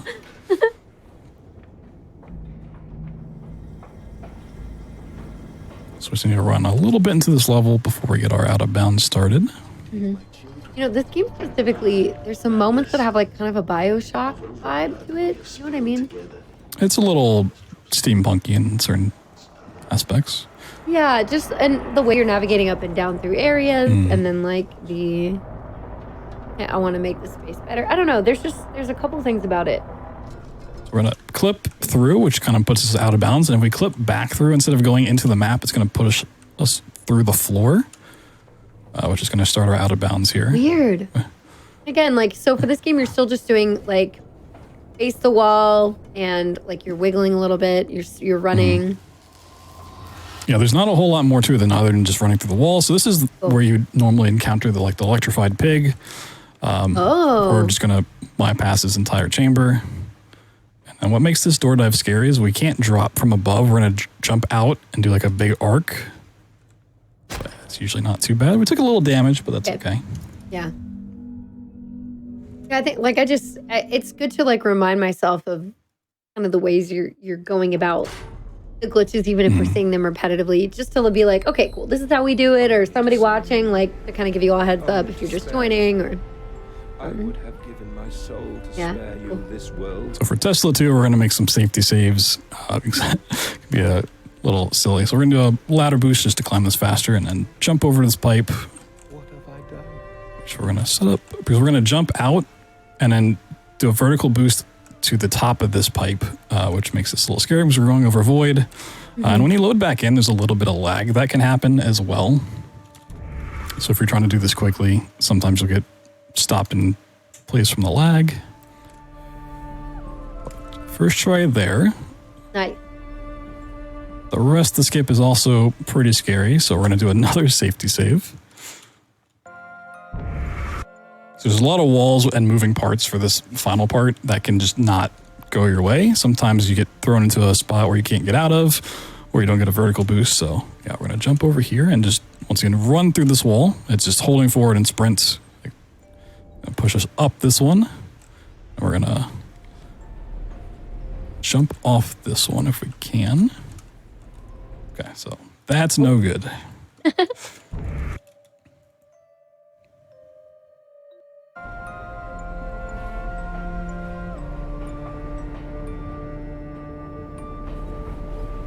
Now we're on top. We can jump around a little bit. Okay, I guess we can't. So most runners would say the first part of Tesla 2, jumping up here, is the harder part. I would agree, but this part is just, it's annoying so often.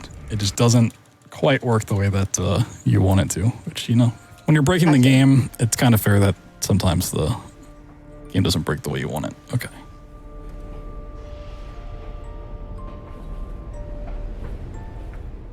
So we're doing all of this so that we can fall down and grab this ladder. That's going to pull us back inside the map right at the end of it. And if we miss that, we can fall into the void. And now there's 4 crystals we need to run around and touch, which is going to load in the final map, which does not really have much speed tag to it, but it's a map I still love running through because it has a great outro. Oh, cool. Okay. It's got a really cool monologue to wrap things up. So here, instead of just falling down and hitting the floor, we grab the ladder at the last moment so we can cancel the damage. It's not used too often in these games because you don't typically fall down like that. But one instance. But it'll, help you not be as low after. And I don't know why horror games specifically. Oh, my game crashed. That's great. Oh my gosh. That's pretty scary. I don't know why horror games specifically, but a lot of devs do this, of putting bright white flashes in their games. They know you're going to be playing in the dark. I don't know why they want to blind you so often. Yes. I don't know if it's going to give us the next map. or because it's scary. I don't know. Just make sure. Let me know when I can take a glance at it as well. okay, I'm making sure we're getting to the right level here. Sure.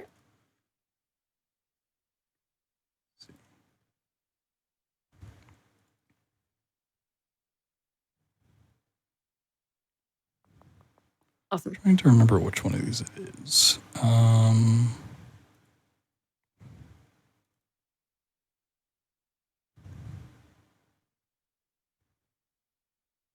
Okay, yeah. That is the correct map. For some reason, the heading continue took us to a previous one. But this is a very long walking sequence that kind of just... You have a dialogue between Mandus and the engineer of the machine, which is the other half of our soul. There's a small bit of right? time... Yeah. A little bit of a time save you can do on this conveyor belt when we drop down. So we're at a walking speed and we're holding forward. If you tap back for a second and then hold forward, sometimes you'll get a run speed again. Oh. It's not consistent, but every now and then you're going to see me kind of do like a stutter step. So I'm hitting back and then holding forward again to try to get a little bit of extra movement speed. It's very minimal, and you don't get to keep it for very long. Yeah, I see that. But I can save a second or two.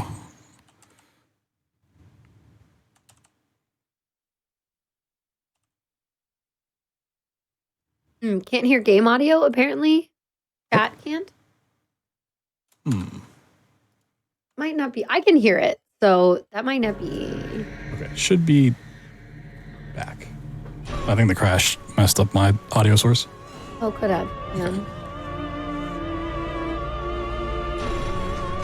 Should be back.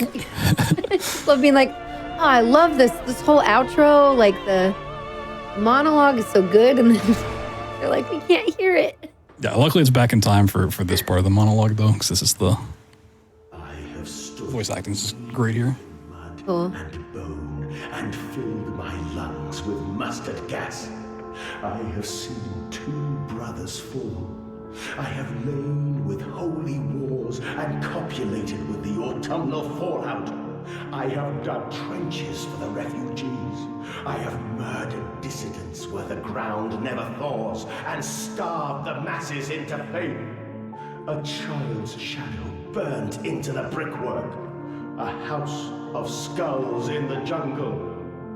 The innocent Mandus trod and bled and gassed and starved and beaten and murdered and enslaved. This is your coming century. They will eat the Mandus. They will make pigs of you all, and they will bury their snouts into your ribs, and they will eat your hearts. So that's the other side of our soul, just kind of making one last plea to essentially not make the ultimate sacrifice of taking both of us out at the end here. Please, Mandus, no. For your children. Oh, with the pig head. Oh. Yeah, you know. Nice little pig mask. Oh, wow. So is there only one ending for this game, or do you still have multiple endings? This game will have one ending. Rebirth will have a couple, and then the bunker kind of has 2. You can go for. What happens at the end of this? You just click this button, and then the machine tears you apart, essentially. Wait, why? Because we realized that taking out the engineer in the machine is the best thing to do, and to do that, we have to take out ourselves. Oh, wow. And then, sacrifice. Blinding and white flashes. White flashing. Flashing light warning. Oh, my God. It's pretty brutal. But that is a machine for pigs. Oh, wow. Going on to Rebirth, which is quite a different run and different game, which is the fun part about these. So we are on game 4 out of 5 at this point, actually. This will be the longest of the runs, followed up by the shortest of the runs. BT told me, BT was like, yeah, I'm not going to tell you which one is the shortest game. I was like, okay. So I've just been waiting. It's the bunker. Wow. Oh, that's kind of unfortunate. I'm like, that's the only one I know like, well enough. It's okay. Well, at least it's good that I've seen it. So there's another one we're going to start from a save file here. Oh, go ahead and share it when you can. Oh, absolutely. Thank you for reminding me. So we're going to get some jump scares here real quick. Dying in this game is treated differently. Usually if you die in the previous games, you just kind of get like a black screen that says you've died and it reloads you. This one like kind of warps you back in the level a little bit, but it gives you these seizure-inducing jump scares, which I don't know if anyone was a fan of. Warnings? It's just going to happen like kind of this one time. Okay. Don't forget. Oh, okay. Don't lose it. And it's over. Find him. He must understand. So as tradition for these games, this is us waking up after a whole bunch of events have happened, and we're trying to put our memory back together. Piece it together, yeah. And we're on a new engine now. Yes. So prop flying, baby. Yeah, and we will see plenty of it. Not just prop flying, but prop clipping as well. They both result from the same glitch, essentially. But another fun thing with this engine, and more specifically this game, is we actually get to see our character now. Oh, whoa. Yeah. Oh my gosh, a body. That's wild. So we're waking up as Tassie on a plane wreck of the Cassandra. Laudanum also comes back in this game. Not really as a health thing, but kind of just a nod to the franchise. Like, oh, Laudanum, like Dark Descent. So this is back being developed by Frictional Games. Amnesia, A Machine for Pigs was the only one developed by someone else. So that's why props kind of came back and feels a little bit more like the standard gameplay that you'd experience. Tablet. It's a notebook, but it looked like a tablet because it was shining, and I'm like, I don't think it's new enough. What happened? Yeah, so we do need to grab this and just instantly put it away. This is kind of our journal. We don't need to see it, but it is a little helpful. So in A Machine for Pigs, one thing we didn't touch on is you don't have an inventory in that game because there's nothing to really pick up. This game does give you an inventory back. So we're going to grab this handy dandy prop, and I'm not going to look towards where we need to go because there's a little bit of a cutscene. But if you walk sideways, you just completely avoid that. We're going to use this prop here in a second. But yeah, now we have an inventory, which becomes really handy in just a moment. But yeah, a bright desert, you know, it's not a dark cave. We'll see plenty of dark caves, but okay, to explain the re-grab glitch and what this is going to do for us. If you're grabbing a prop, they try to prevent you from doing what we're about to do by just, the prop loses all collision. So if I bring it into myself, you know, it's not doing anything, I can't prop fly. However, if you simply re-grab the prop when it's intersecting your own collision, now you can see if I try to bring it towards me, it has collision yet again. So that's what's known as the re-grab glitch. You just grab a prop, put it inside your own collision, re-grab it, and then you can do... every prop's a little different because it's collision. Just make certain ones better for what we're about to do. And how you hold it is also kind of important. So we can just put this under our feet and jump up into the sky. The fun part about this is seeing the shadow like in the top right corner. Yes, you can also see it on the ground. It's so good. We're magic carpeting right now, you all. So yeah, this is going to be one of our most abused things. And like I said, we can use this to clip through walls as well. But, I feel like not knowing the strats for these games, I think there was something to be said in how strange it was that I was like, oh, haha, this reminds me of prop flyer. I thought you were going to prop fly. And you're like, well, actually, later. Yeah, the age-old trick that everyone loves to see, prop flying. It's like, anytime you load up a game, there's a prop. It's like, all right, can I... You know, being in the speedrunning world, it wasn't until I started doing the show that I really learned that term and understood more of what it meant. Because you see things like that before in speedruns, but for some reason, I feel like people don't talk about like the term prop flying as often, especially in like the biggest speedruns, you know. So yeah,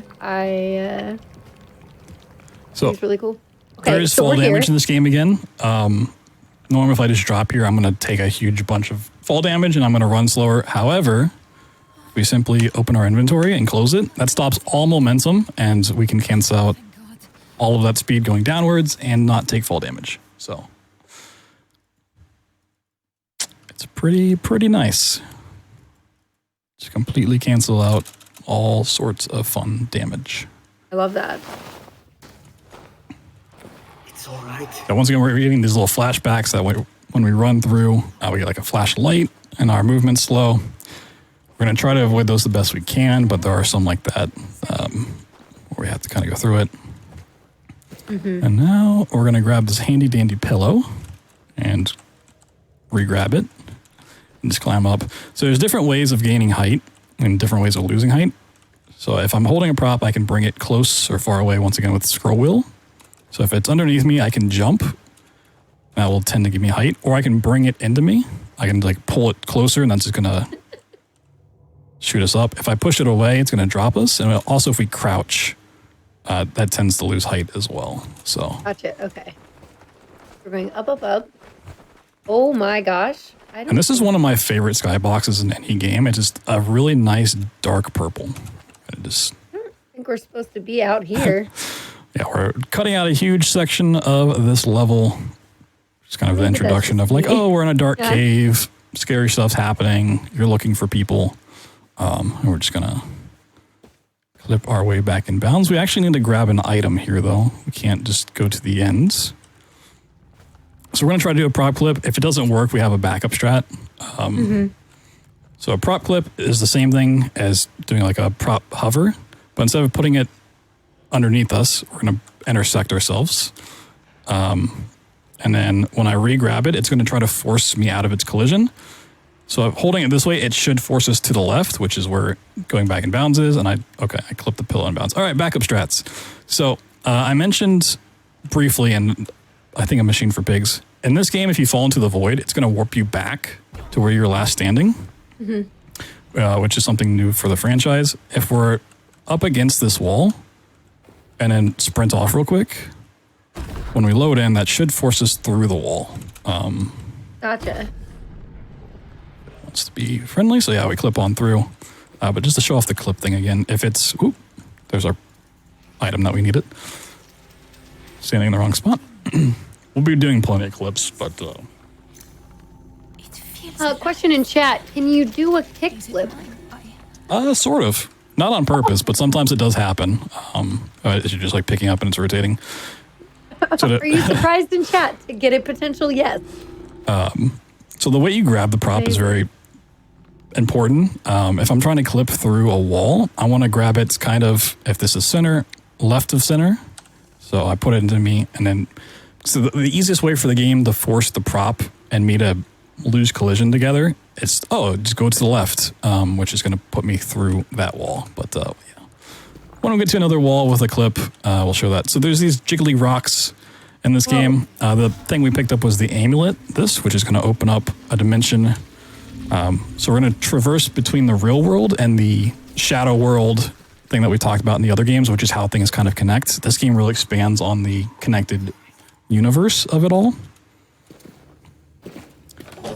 So sometimes we'll be in, our world, and sometimes we'll be in the secret shadow world, which is how you would expect, really dark and stuff. We're about to see a side of it that's even more dark than that. This is one instance where we can kind of just run through a wall in this game. It doesn't happen too often, but we're going to avoid out fall damage. And now we're under the map. Whoa. So this is a fun thing. Because if we're doing it this way, we're not going to see any other textures. We're just going to run forward. Nothing's going to load in properly.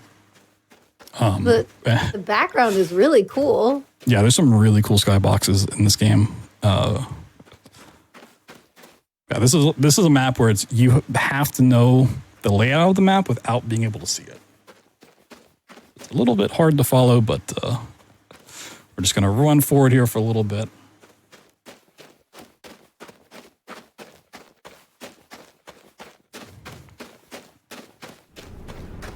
Okay. Gonna just keep on running. We need to make our way to this mountain over here in the distance. This one that we're seeing. Like the kind of outline of that one? Yeah, the dark part. Silhouette. All of these mountains back here are just the skybox, so can't actually get there. The ones that actually look like they're... Yeah, this isn't, Todd Howard meme. If you see those mountains, we can't get there. We can't go over there. This one, we can.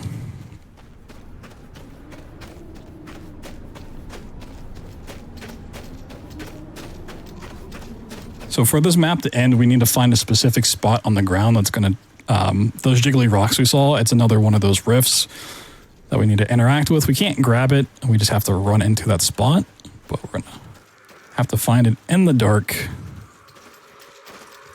And it's actually possible to completely get stuck here. So we're going to do a safety save. This always happens on showcases of this game.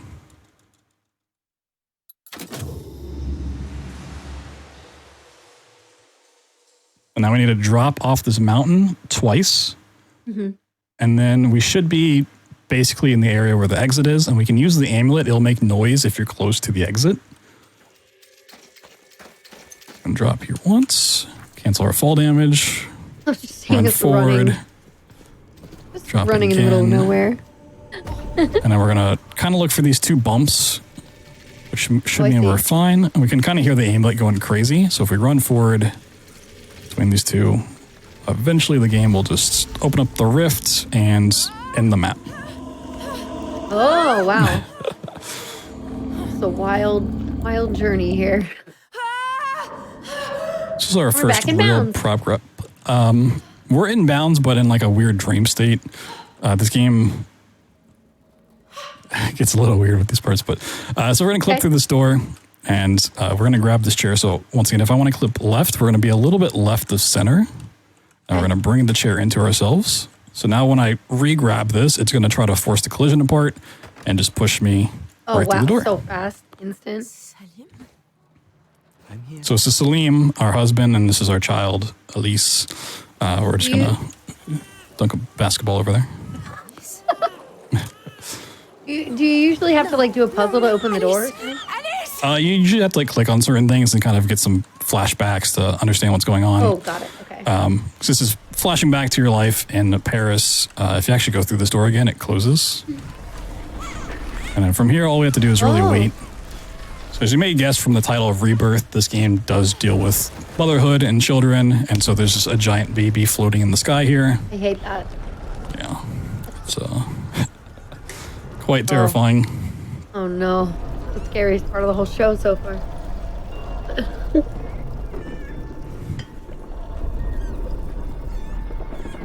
Another blinding white screen. Our favorite. The other scariest part of the show. And now we're suddenly back in a cave, and we happen to also be pregnant. What? Yep. So technically you were pregnant beforehand, but through the Shadow Realm, the time moves differently. So anytime we pass through that, time is going at a very fast speed. So every time we pop there and come back, a lot of time has passed, and I feel like I don't fit my body. What? Playing as a pregnant woman from here on out. So all these glitches and stuff, it's pretty impressive. Very impressive. Get her go.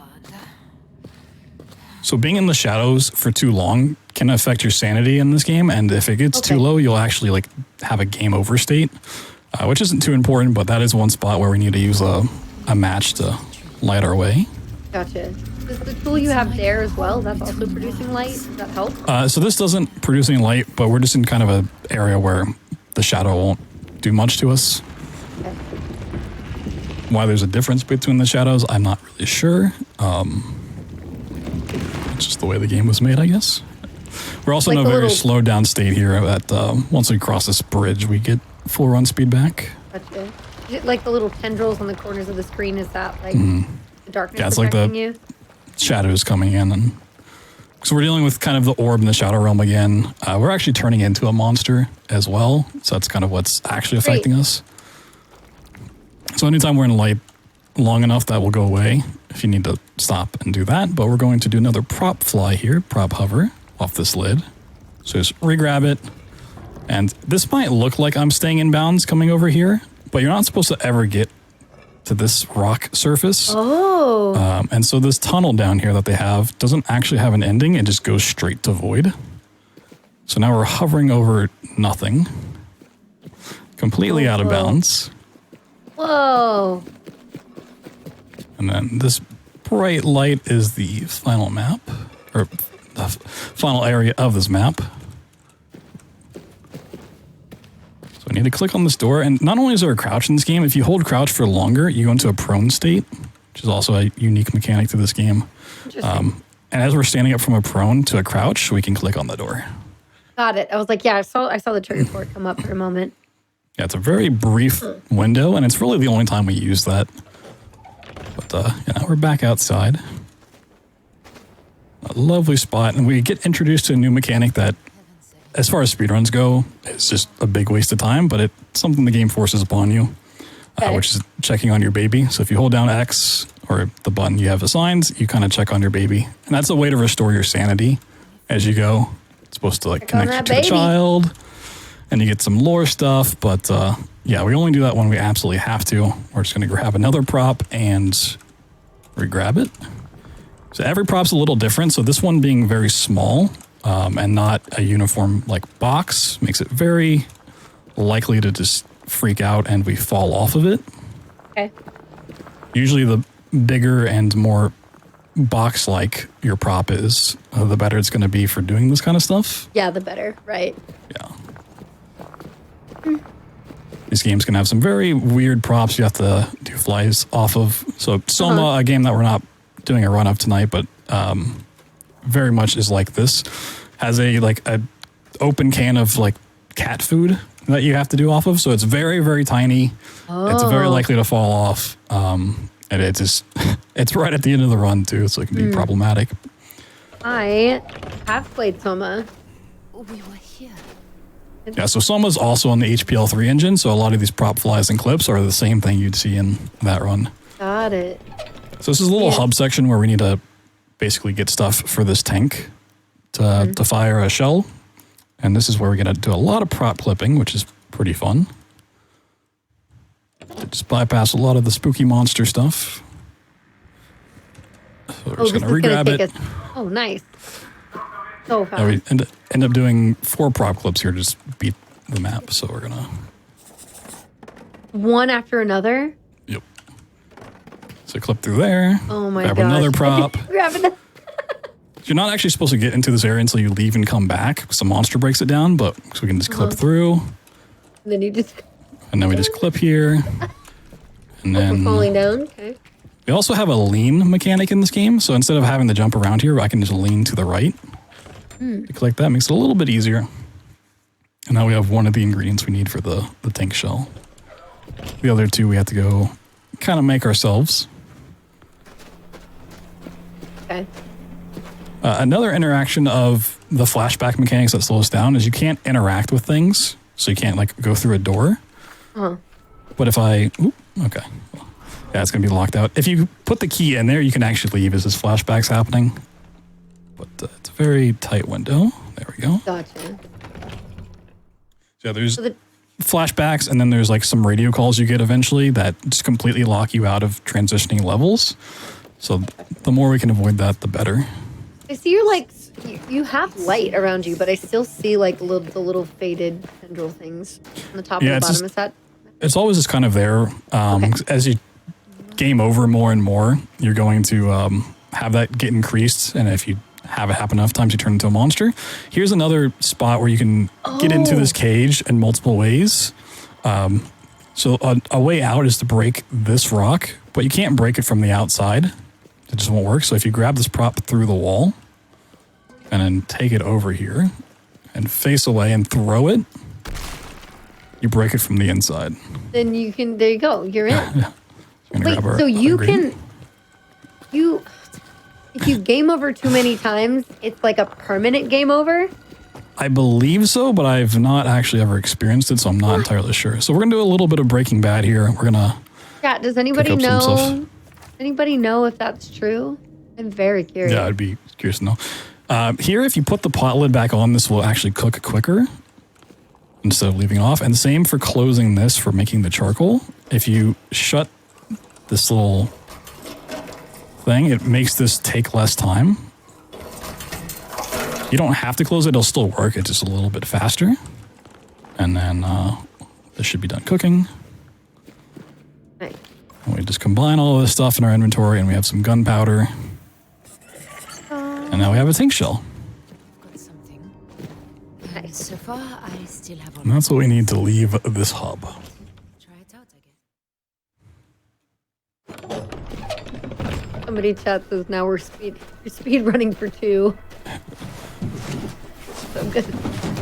So we're going to load the tank shell in here, and optimization is when you go to fire this, you don't have to look at the door, which is what the game tells you. You can just fire it. And then as soon as you try to leave, that's when the map will actually start transitioning. So, Oh, nice. just fire, turn around, and then fall down. Uh-oh. That hit your stomach?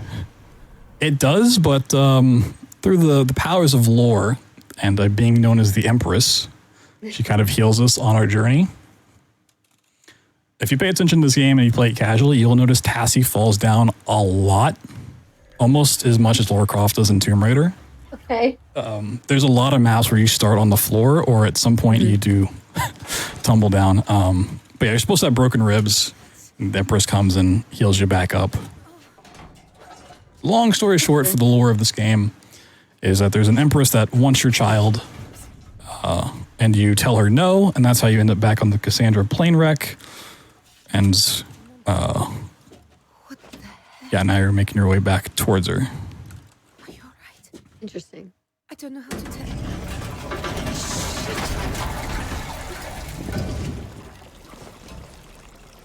So we had one of the coolest skyboxes with the deep purple before. This is one of the worst I've ever seen. It's pretty nasty, where it's gonna clip out of bounds here, and it's just really dark green. Yeah, I'm not a fan of this one. Yeah, no. So the cistern is a level where you need to drop quite a bit and get all the way down there. And to do that, we're just going to jump and constantly open our inventory so we don't take fall damage. Right. Just so Seems like there isn't permadeath. So we're going to fall right on this little bit of water here and remove this giant paperclip, which ends the map. Makes it very quick. So again, it's like, I know you're just going out of bounds pretty quick. I'm just always going back over things in my head. For this, that's a lot of memorization of where you're going to be landing when you're out of bounds to make sure you're landing in the right spot again. A lot of it's just make sure you don't go out of the void. Once you get the handle of prop flying, it's just kind of remembering which ones you use and where you do it, or the prop. Yeah, exactly. Once you know, flipping isn't too hard. Once you understand the regrab glitch, and because that's used for both clipping and flying, makes it really nice because you just apply it differently, and it's just a matter of where you need to apply certain ones. Right, gotcha. This is an instance where we're going to have to do a baby check coming up. So we're going to... baby check?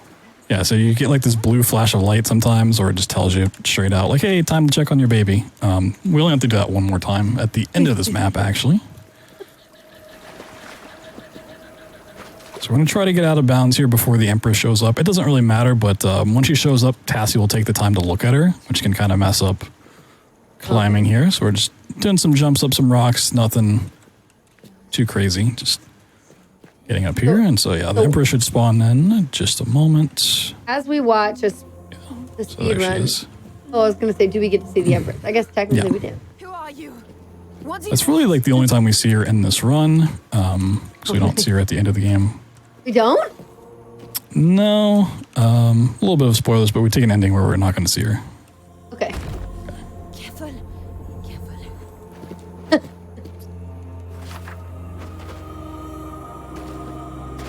Look at us out of bounds. We're just going. Walls are a nice, lovely desert. Now. Yeah. You need to take care of yourself now. So this is getting around a big kind of cutscene sequence with a phone call, I'm pretty sure. You'd have to run through the desert anyways.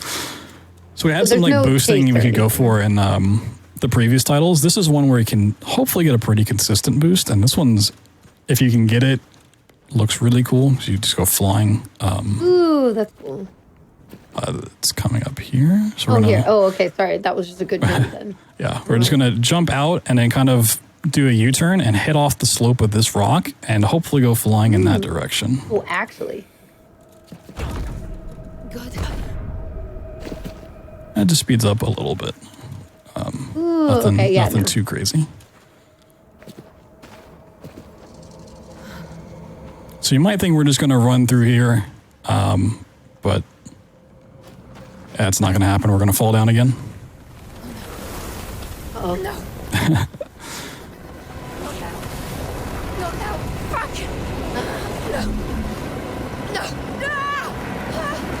Googling suggests that dying a lot has some cosmetic effects and maybe affects one ending. I don't think it affects any of the endings because those you have to do very specific things. So it's probably just cosmetic. Okay. You just get to a certain state at the end. Gotcha. Christ. So the baby check we're going to do up here, we're going to do it preemptively before the game tells us because it's going to skip actually having to like sit and talk to the baby a little bit. So we're going to, as soon as you see the blue flash, baby check and get out of it. Otherwise, there's like a 5 to 10 second little talk you have. Gotcha. And then we kind of don't baby check for the rest of the game. It's going to be A-okay. So this is the Alchemist Lab. It's not going to be the biggest skip in the game, but this leads to the biggest skips in the game. Oh, cool. So we're going to clip through here. And this whole part's going to teach you about the basically the energy source, which is the same as the Dark Descent, which is like human suffering. And it gets powered into these little batteries. You're supposed to learn how to use those, and here's an orb. It's an orb, chat. So the game's going to give us 2 batteries, and we're supposed to use both of them here. But we're going to grab both and then leave. So we're not going to actually use them, and we're going to keep them for later, which is what leads to the biggest skips. Cool. So these are energy pylons. It connects energy in this room to other rooms so we can open this door. We'll see these a few times, but this is the only time we really use it for power. We're just collecting a battery down here and a battery over here. This guy's just hanging out, just chilling. It's no big deal. And now we're heading out. Yep. So now we're going to do the clip. So we're going to take this pot lid. So yeah, there's a big puzzle here where you learn about teleportation as well, and put in batteries, which gets a pylon into this room so that the door opens, but we just are going to clip through the wall, and we're going to keep both of our batteries in our inventory. And yeah, those come in real handy later on in the game. Ooh, the batteries. Yep. Cool. So going into a dream sequence, which is really just walking forward long enough. Not a whole lot you can really do here. One dream sequence later on, we'll have a skip to it, but most of these are just walking through.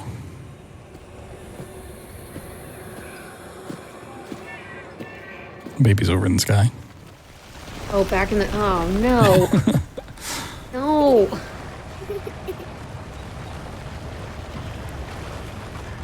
Like your kid getting older, potentially. Yeah.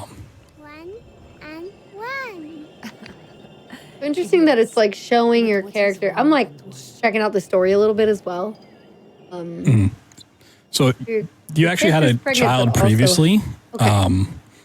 And so that's this child who got sick and passed away. So you're pregnant with the second child who, it turns out, is also kind of affected with the same sickness.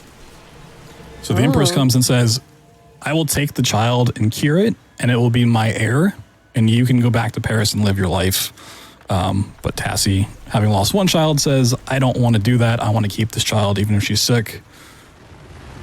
Gotcha. And all of the other survivors of the plane wreck, because Empress says, I will heal everyone on the plane as well if you give me this child. And Tassie says no. So all of the other passengers end up turning into monsters. And you're supposed to encounter them along the way and kind of learn details about what happened through them. But we never will have that happen.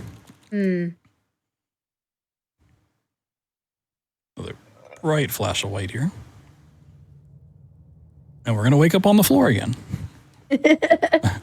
Pass out a lot. So now we're a little bit more pregnant. Bella's growing. Oh, whoa. No. You're so much bigger. This can't be real. Weird. Wake up, Tessie. Yeah, it's also why you can see your character in this game, because it wouldn't work the same if, you're looking down at nothing. Very important to stress this. No. Come on. Pull yourself. So this is an instance where we're going to use both prop clipping and prop flying on a map. So we're going to have to clip a prop out of bounds. So we're going to put this little dish over here. Mm-hmm. And we do have a lantern in this game. We never picked it up, but the game just gives it to us, which is really nice. It doesn't do that in the other titles. Were you supposed to have picked it up? And then it's yes. like, well, you should have it by now? Yeah, exactly. Okay. So we're going to... The way I clip this out is it kind of clips out the same way that we do. With enough speed and force, it will just pop through. So I'm going to grab it, and I'm going to kind of look away, and I'm going to use my mouse wheel to bring it towards me and push it away, and just do that enough times, and it just pops on through. So we're going to prop fly over here, but because it's not the most stable of props, we don't want to go through that waking up sequence again. It's pretty lengthy. We're just going to do a safety save real quick. You'd save, it's going to put you back out of bounds. Yeah, so wherever you save is where it puts you back, which is really nice. I love that. You must escape. Okay.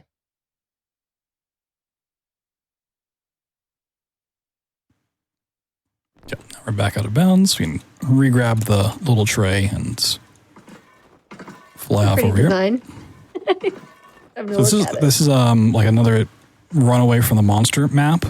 Oh. We picked up that orb before, so a shadow, much like in the Dark Descent's chasing us, the fleshy substance.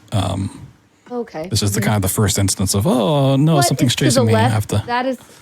That is a light source. Okay. Wow. So I want to go past that. It's a good sign we're on the right path, and then cool. Our exit out of here is this door right here. Nice. So this is kind of like the next big hub of the game, where you have to repair a machine that's going to teleport you somewhere. And typically what happens is one of the batteries, it turns out, doesn't have enough power. But we brought a battery with us, so we don't have to go and find the other one, which typically takes you through 2 or 3 other maps. Which it becomes the biggest skip in the game for just simply taking a battery from a previous map.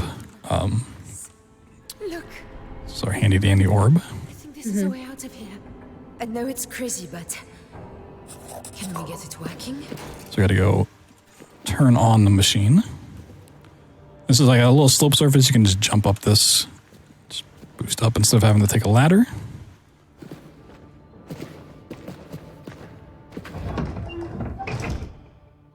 Now, because we have props back in this game, it kind of works the same way as it did back in the Dark Descent, where instead of interacting with something ourselves, it's a little faster to use a prop to do it. So we're going to grab the sandbag, because if we don't go fast enough, we're going to get a radio call, and we really want to avoid the radio call. So we want to speed this up as much as possible. So instead of turning these manually, we're just going to use the sandbag to rotate those around, and we need to solve this puzzle.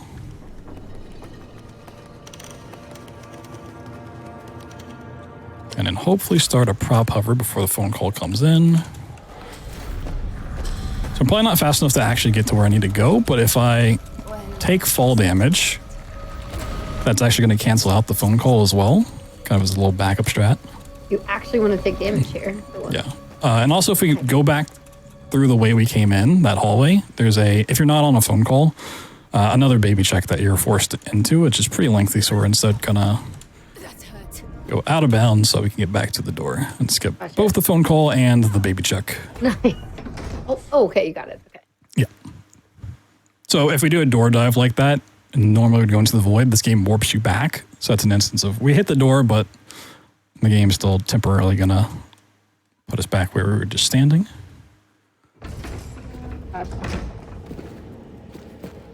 Machine is prepared and ready to go. We just have to turn some dials.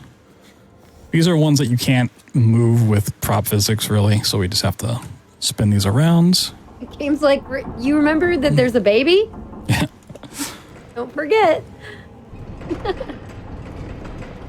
Doesn't work. There we go. So funny how glitchy these games are, but once you understand the concept of the glitches, you're like, that's straightforward, actually. Yeah. Cool. Like, things might seem a little complex, but it's really simple once you actually start doing it. Like, you just grab this prop a couple times. So the machine's going to break. I'm also seeing very few clipping out of bounds without a prop, if any. Have you done any?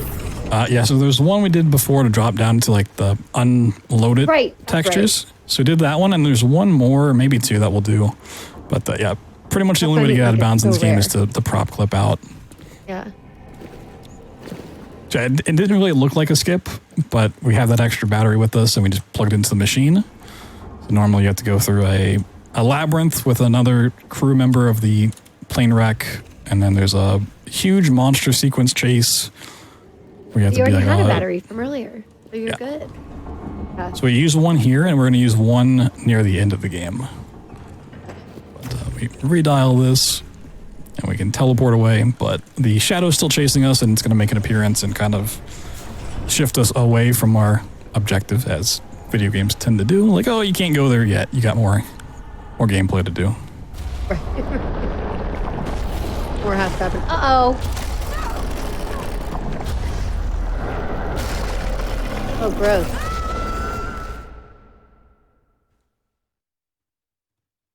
Uh-oh. Lovely widescreens. So while we were just talking about a lot of this being simple, the tricks from here to the end of the game actually get more difficult. They're the same sort of concepts, but just the method of using the tricks becomes much scarier as we go. So the one annoying part about this run is just the further into it you get, the harder it gets. So going for a good time can be kind of nerve-wracking. So we're just going to use this pylon to clip out of the map and run to the end. You know, it's pretty simple. And here we are. We're running across like this like sloped surface, and you can actually fall between these pillars as well. So like, it's a little scary. Even though a lot of things are simple, if you do them just wrong enough, just ever so slightly wrong, you'll have something catastrophic happen. It seems pretty generous, but yeah. So yeah, there's a door right here. Oh, nice. Wow. Yeah, I'd say for this run, or these runs specifically, it's a lot of learning what not to do, where like not to jump when you're outside the map and stuff. But this is the only time we're going to see a monster in this run. So get prepared for that. It's a little spooky. Oh. Fortunately, we cannot avoid it. We've tried, but it's not too long of an encounter. So we're going to do another clip through this wall because we need to get an energy pylon, which is going to let us kind of power the area. Just back here. And the reason this spawns in a monster is it's introducing a new type of monster. Okay. As opposed to the ones you're supposed to see up till this point. So if this connects to the middle of the room, it's going to spawn in like this wraith kind of enemy that if it locks onto you, screams at you, and drains your soul. So we're going to try to sneak it through this door to disconnect it from the middle as quickly as possible. Okay. So we're lining it up here so that it's very quick to just grab it and go. Because as soon as I do that, it's going to turn red. And I can't interact with it when it's red. So here's a monster. We're going to break out of its gaze once and then just run away. And once we pass this door, it won't chase us anymore. So it's supposed to go into that other room and kind of just become a stealth sequence. But yeah, this is connecting power here. Normally you're supposed to like have two of these or put it here, but you can actually put it down here for whatever reason. There's a little spot. Oh, that should power this. Cool. Because these are distance-based and that's supposed to be too long of a distance, but this one spot works. We're going to try to go for a clip. This is probably the least consistent clip in the game, and running out's not too long, so if we don't get this quickly, And it's just inconsistent because this window is kind of a weird texture and collision, and then this prop itself is just very, very ununiform. So can't clip out. That's fine.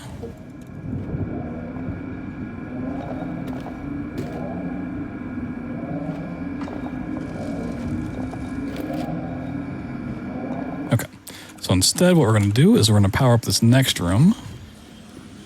Yeah, that seems finicky. So that this door is open, and this is where we did that first clip in. Okay. We just run down the stairs. So it's not too bad of a time loss. You have to come down here. For our purposes, it's fine. Yeah. So as soon as we enter this giant train car, it's going to progress to the next map. We're going to try to go for something that has no real time save, but if we run on the outside here as it's closing, or it's holding forward and left, we can take damage. And that's going to drop us out of the train car. It's still going to progress and hit whatever load trigger it needs to, so we can't do anything fun with this, but you can kind of just run around for a couple seconds. Oh, nice. You just get some extra freedom. Yeah. That's awesome. So that's going to warp us back into the train car, and it starts an auto-scroller, but we do have a trick for it at one point here. Apparently we got the kickflip, by the way. We did get the kickflip. Oh, yeah. Good job. So for the most part, the devs are smart, and they're like, you can't get out of here because we want you to be locked into the sequence, so you can't like do clips. However, right above these platforms on the sides, there's a little bit of no collision, and we don't have enough height currently to get over it. But when the train car starts moving up, and it gets to the very top, it'll give us a momentary boost of height. So if we jump at that exact moment, we stack the boost from moving up with our own jump, and that's going to give us enough to get over these walls. Oh. We only get one shot at it, so we're going to do a safety save, and we're also going to line up on the floor here.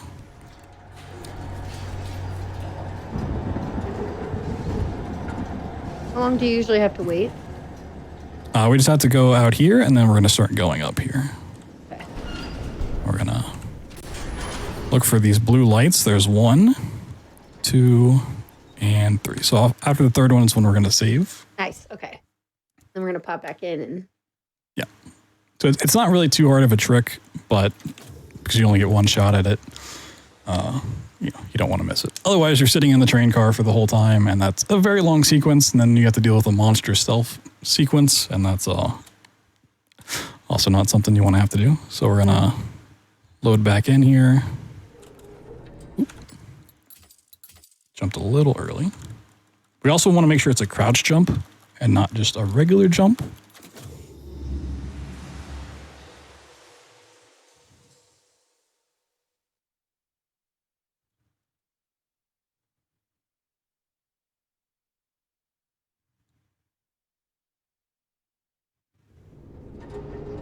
All right, here we go.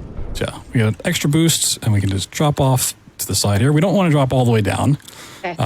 So I'm not holding anything currently, and you're going to see Tassie kind of scramble around as the train car moves, which is pretty scary, but I've never actually fallen off, so like my hands are off the keyboard here.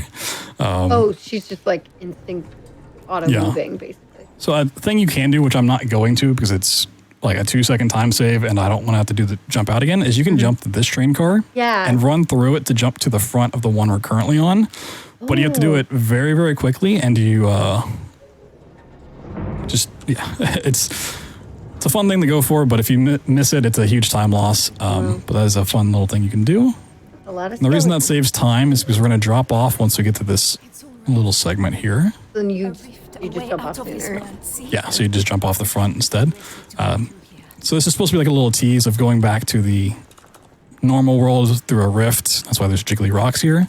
We can actually just use one of these jiggly rocks to prop fly to the end. Prop flying. Yeah. No. Stop. Too much. Stop. Take us back. Shit. Don't worry, girl. We're not going the way you think we're going.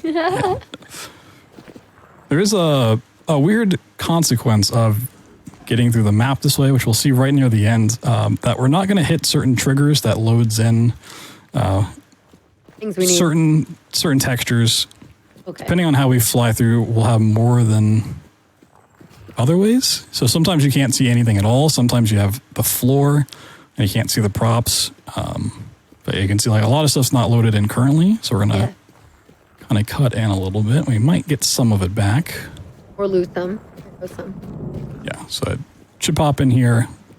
Yeah, so sometimes you don't even have all of this spawned in. You just have invisible floors. Oh. So there's a door right here that I can't progress through. You can see the interaction for pulling it. In front of that door, there's 2 rocks that are invisible. So you have to know they're here to move them. Oh. And then we can open the invisible door and go behind it to this door. Weird. And we're through. Yeah, and the tricks just keep getting scarier from here. Yes. It looks very disconcerting with no floor loaded in. So we're going to grab this handy dandy little pot lid. And we're going to use this to clip through the corner of the map. This is another spot where you're supposed to have more of those wraith enemies that we encountered in stealth sequence. I've seen 0 enemies. Yeah. So if we keep holding this when we clip, we can actually bring this through the wall as well. Oh, nice. So yeah, this area you're supposed to kind of navigate through. And we're going to hover with this. The danger of this is if you go too high from the map, your prop will actually unload and you'll fall back down. And we need a lot of height, basically like just at that limit.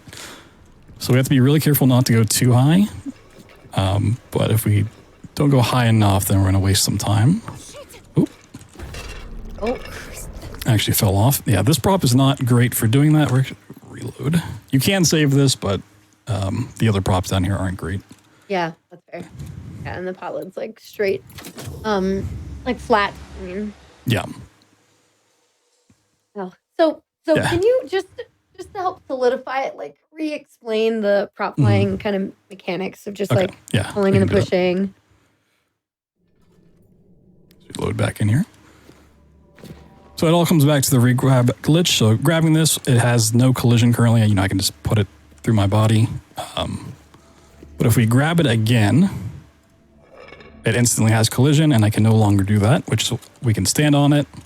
And it's kind of tied to our center of mass. So if I am pulling it towards me with my mouse wheel, which I can zoom in and out, it's going to try to be towards my center of mass, which is, you know, going to just boost me up in the air. And we can jump from here to gain height. Actually, on the next couple maps, we can't jump, but what's going to happen with grabbing it and not putting it under our feet is if we grab it, no longer has collision. If we re-grab it, it's going to try to force us out, which is why we can stand on it. Just trying to push us up, essentially. Right. So if I grab this and clip, it's going to just pop out to the right. We pop out to the left. In this case, we're going to use it to push ourselves straight back. So I re-grab it, pop through the wall, and it comes with me. Yeah, so we're going to set up another re-grab so we can stand on it. Just kind of navigating some tricky collision here. Oh boy. Yeah, it's fine. Oh, that's so weird. And once we're past that part, we can kind of go a little bit faster. Gain some more height. So all of this down on the bottom is a little stealth sequence you're supposed to go through. And it's all in water as well, so you move really, really slow. And play a little safe and not go up too high here. Right. So we can always gain height very, very easily. We just don't want to lose the prop. So this is the end part. So we got up to where we needed to, but we went a little too high, so the prop unloaded. That's how close it is. Oh, wow. Here right at the end. So we're just going to drop back in the map, and this is the end. Oh, wow. Okay. So we're going to go into a dream sequence, and at this point in the game, Tassie becomes too pregnant to jump. That's fair. That's our main way of gaining height when we're doing prop flies, which makes this next one really scary, and the one after this is scary as well. Because we're going to have to use the scroll wheel to bring it closer to us, but these props, as we can tell, are not not very flat. Not boxes, right? Yeah. So it's a very awkward prop. So we're going to put this on the floor. And so normally what's supposed to happen is you go up to this window, and you're going to fall into some water, and you walk forward, and the map ends. But up here in the sky is an invisible trigger that's going to essentially do the same thing. So we can't jump, we just pull the prop towards us, and now we need to fly up and hit an invisible trigger. Without it getting stuck on all of the stuff. Yeah. Okay. It's also very easy to fall off. You can see the prop just continuously shaking. Yeah. It seems like it's not a huge time save. If this is like not the first thing you want to try to do, but it's a decent time save if you do it quick enough. Yeah. You think because of is it like the length of the cutscene or the water walking portion you're saying? Yeah. So we hit the invisible trigger. Oh, wow. And now we're just floating up here. Oh, look at that, just floating off into the distance. Yeah, you kind of have to like wait around to drop into the water, and then you have to walk through the water, and there's all animation. But this is the most annoying trick in this run because we can't jump, and the prop is very small and very awkward. Right. Yeah, this was when she's at her most pregnant, big belly. And if we get far enough, it's fine if we don't have the prop anymore, but the further we can take it, the better. And we're supposed to be coming to this village to find the doctor who's going to help us out with the baby. So there's a lot of lore going on here, a lot of stopping for cinematics to play out, and Tassie talking to the child. But yeah, we're going to use this little canteen here. Gonna hop around all that. Very awkward prop.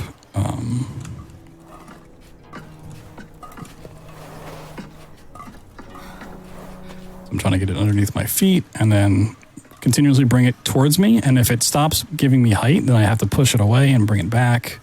Oh my gosh. So it's kind of up to the prop how well this clip goes or how the skip goes. So if you gain a lot of height, that's really good. If you gain just enough height, you can make it work. But as long as you don't fall off, you're typically fine. Also, some of these rocks have collision and some of them don't. So that one doesn't. Oh, weird. But I think this one does. No, that one doesn't. Yeah. I always kind of forget which ones have collision and which ones don't. There's also a lot of invisible walls over here as well, even though it's out of bounds. Right, if some of them do and some of them don't, then that makes it kind of awkward. Yeah, it's a little tricky to tell. I went too far left, but that's fine. Left is more safe. There's an invisible wall over a giant pit. That doesn't go out of bounds, but you don't want to get stuck in the pit. Okay. Which we can maybe see here in a second. If you're in the pit, will you soft lock, or is it just annoying to get out of? If you don't have a prop with you, you will soft lock. Fair. Yeah. Okay. So we can see the burning city to our right. So this is the giant pit on the floor. Oh, wow. Yeah. You don't want to end up down there at all. But we're just going to walk around this. We actually don't need a prop at this point, but kind of like carrying it around because you never know when you're going to need it.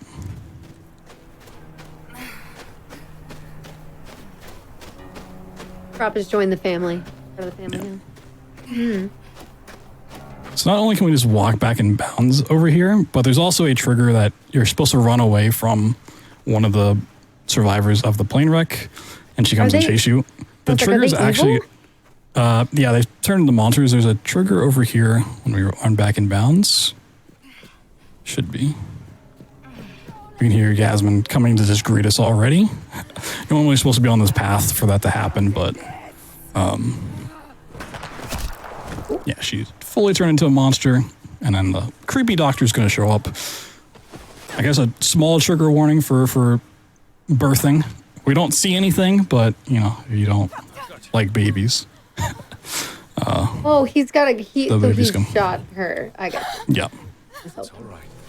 And there's not a glitch in this section, but there's a little bit of a time save if you care to go for it. So we're gonna have the baby, as you might expect. Yes.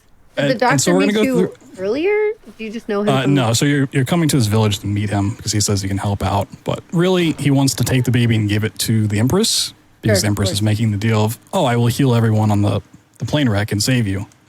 And he doesn't like that we ran away with the baby. He's like, oh, yeah, come back and I'll help you out. But he just wants to make the deal. Right. So we're going to go through rounds of pushing, as you do in birth. And between each one, you need to look at his face to progress. But your mouse sensitivity drops through the floor here. So if you have mouse software enabled that can go at a much higher DPI, meaning your mouse moves around faster, you can crank it all the way up. Okay. And just kind of use it as normal. So we're going to look at him here. Ugh. Stay tossy. And now normally, if you don't know about DPI stuff, I play at around 800 to 1,000. Okay. My max software will go to 12,000. So Whoa. when we have to do this again, I'll show the difference of the speed. Okay. It's very small time save. So this is like me moving my mouse at the current pace. Very, very slow. But if I crank it all the way up, I can move it a little bit faster and just look at them kind of more like a normal speed. You can also hold down forward to push. I do not like this guy's face, dude. Yeah, where your head goes back and you yell more. It doesn't actually do anything. It just adds to the immersion. Sure. The only part you need to actually do here is to look at his face. He is very creepy. Creepy doctor guy. Awful. Awful. So that should be it. So we don't see anything, but Oh. the segment that every speedrunner wishes that we could find a skip for. I know, right? I was like, man, I feel so bad for her. Oh my gosh.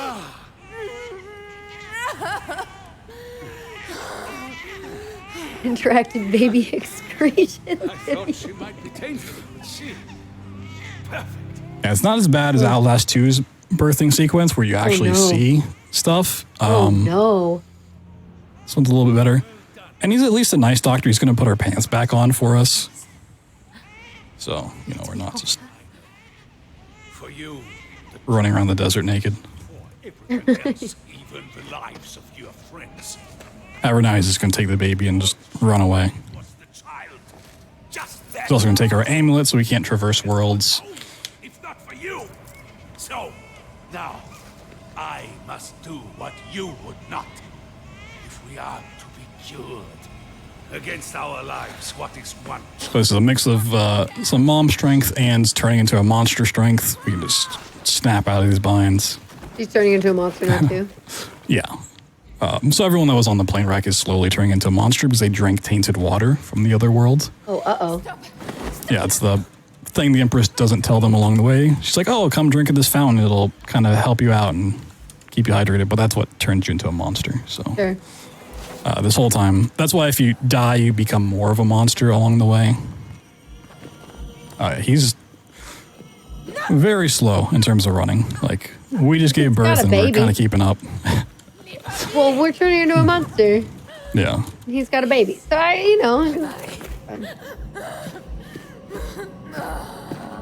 So in this chase sequence, it doesn't really matter which way you run. You'll kind of teleport ahead to where you need to be. Sure. And people have done some testing of is it faster to run off to the left or forward? It pretty much doesn't matter. It's just easier to run forward. Just chase them down. You at least get to see them. So there might potentially be some time save if you run off in a certain direction. Yeah, we're just kind of chasing them. And when these flashes happen, we're actually teleporting a little bit ahead. Like heck. You may be in control now, but I don't think it will last. I have laudanum. It may help.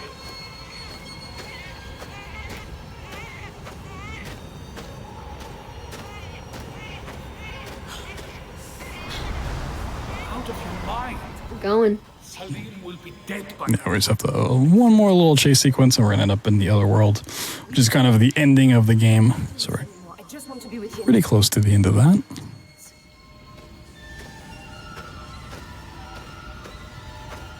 You can still see him off in the distance. He's not too far ahead. Mm-hmm. Even though he has the amulet so you can open worlds, we're gonna get there in time. There we go as well. And there's a small time saver we can go for here that is a little bit weird. So a couple maps ago when we were on the train car, the auto-scroller part, you're supposed to fall out of that and you fall and break the lantern and you no longer have it for the rest of the game. We still have it here, but if you press the key to pull it out, Tassie will start dialogue. She's like, oh, I wish I still had my lantern. And we can use that to skip a flashback when we run up here. Interesting. Because the dialogue just overrides it. You're like, I have my lantern. Yeah, she's like, I wish I had that lantern, but we have the lantern, so. Only I still had, this thing right here. So this is like the Empress's giant tower. And we just have to climb up and then deal with the ending, essentially. Oh my gosh, we're almost there. Yeah. Wow. So we're going to the dude, not the Empress herself. Well, right? he's running to the Empress. Right. You said we're not even going to see her. No. So normally what happens at the ending is you run up, you kill him as you turn into a monster, and then you go down the different paths to get your different endings. Because we still have this battery on us, we can just go ahead and take one of the endings when we get up there. But this is a spot where we're going to just run through this wall. So we play on a down patch version of the game. But the one benefit a current patch has is this wall becomes a lot easier to run through. It's not too bad, but for whatever reason in more recent versions of the game, you just like instant clip through there. Oh, nice. And so we're going to grab this prop and we're just going to fling our mouse up, which is going to bring this through the floor or through the ceiling, I guess. So now this prop's out of bounds as well. Okay. And the whole point of this level is to repair this elevator. But you're just going to go up it. Yeah, so you can drop down and repair it and then take it up. It's not too slow, but instead, the more fun way you just prop is fly to up. just take this and just start flying up. Of course. We should have done. Pretty lengthy elevator. And this is also not a very stable prop as well. You can just see it constantly shaking. Oop. We also need to be careful not to hit our heads.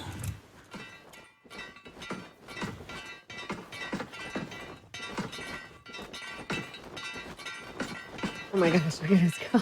So, just going to go out here to be a little bit more safe.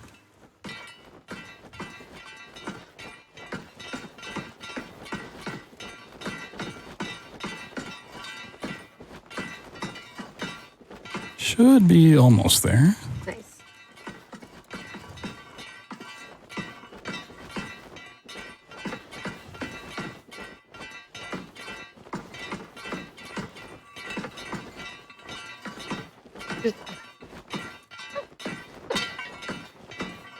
I say almost, but now we should almost be there.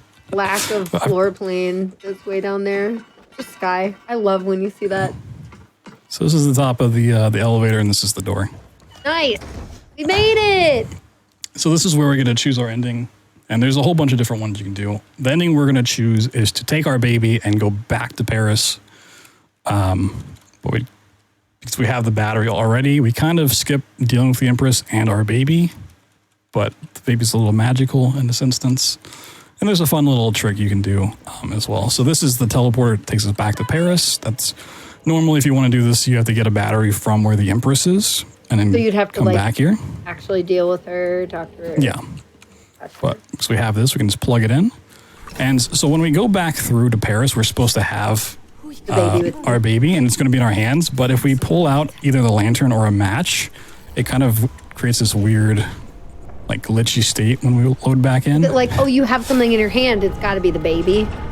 Yeah, it's Gotcha. a very cosmetic thing. So we're just going to pull out the match.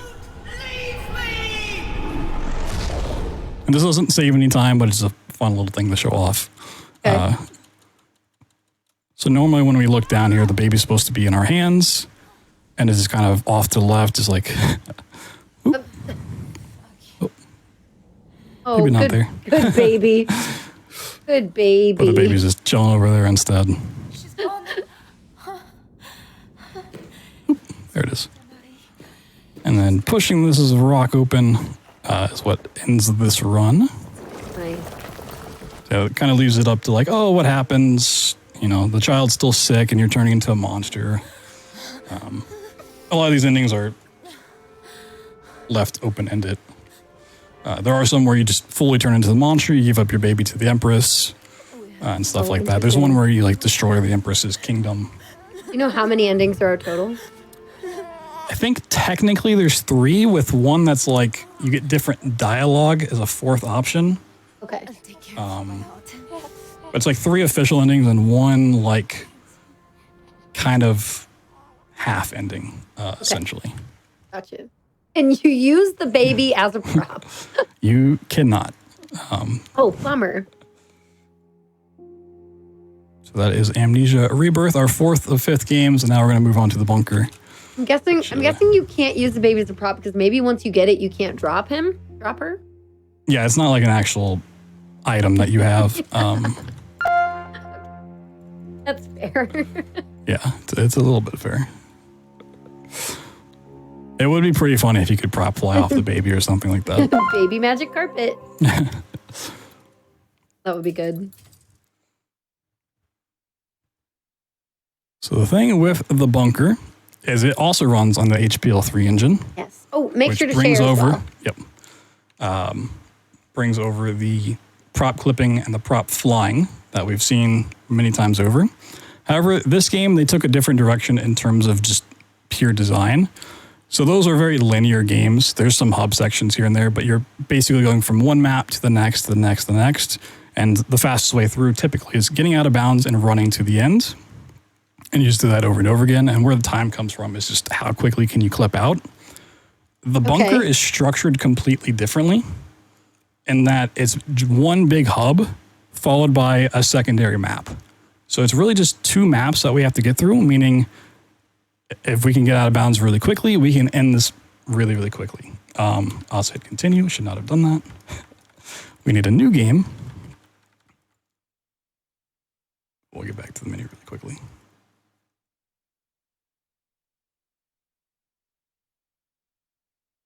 Yeah, aren't you like right near the exit, kind of in a way as well? Yes. Yeah. That's why this run becomes incredibly short. For sure. Yeah. Out of bounds, This might though. actually still be the beginning. Depending on how I last ran this. Okay, yeah, so this is essentially just the beginning. We just didn't choose difficulty, which this game does have different modes because it's a different style of game. There's a lot of RNG if you're doing this in a more glitchless setting. Items spawn differently. The map layout is the same regardless. It just kind of affects the items you find, the items that you have to find. There's increased difficulty where you need more fuses or something. For any percent, the difficulty does not matter. And timing starts when you basically start a new game, and we're kind of already halfway through the run. Okay. So the record's about like a minute and a half. At this point, when you're waking up and gaining control, that's about 50 seconds of it. So just to be safe, we're going to grab a safety save here in case something goes wrong. And so we have the re-grab glitch once again. You know, you can grab it, stand on it, and use it to push you to the side. All we need to do is use this to clip out. Now we're out of bounds. You can see the whole thing. And we are going to load in the second map, which is also the final map. Not fall off the world. Not fall off. And then once we're on the second map, it's just about getting to the end. And that's what makes this run incredibly short. Wow. Okay. Prop. Clip out. Flip. And then we land here, so we load in the map. Turn around. Here's map. And then we're going to find a spot to clip back in bounds with, which there's been some recent developments of a better spot to clip in, but this one works pretty well for our purposes. Okay. And now there's 2 things we can do. We can do one of those boosts, so we're going to hit a slope surface, assuming this is not down. So there is randomness here. And there's different bridges, and sometimes you get here in a run, and this bridge will be up, meaning you have to take a different route, and it's a little bit slow and annoying, but the run's short enough, you just reset. So we're going to get a boost off of this little slope, kind of continue that, and then out here, the monster's going to spawn in. There he is. Oh, yeah. So you can just grab this, re-grab glitch it, and start flying. So instead of actually solving... On another shovel. Oh, that's what a nice way to do it. What a callback. So you're supposed to move these boxes to get over this wall, and as he's chasing you, but we can just fly over it. And then we push these rocks, and that is the end of the game. Yeah, it's super short. And if you're going for achievements, which a lot of people have gone for achievements in this game, this gets you pretty much all of the fun ones. You know, max difficulty, speedrun challenge, no saves. Oh, yeah. That's fair. Oh, my gosh. You're so lucky.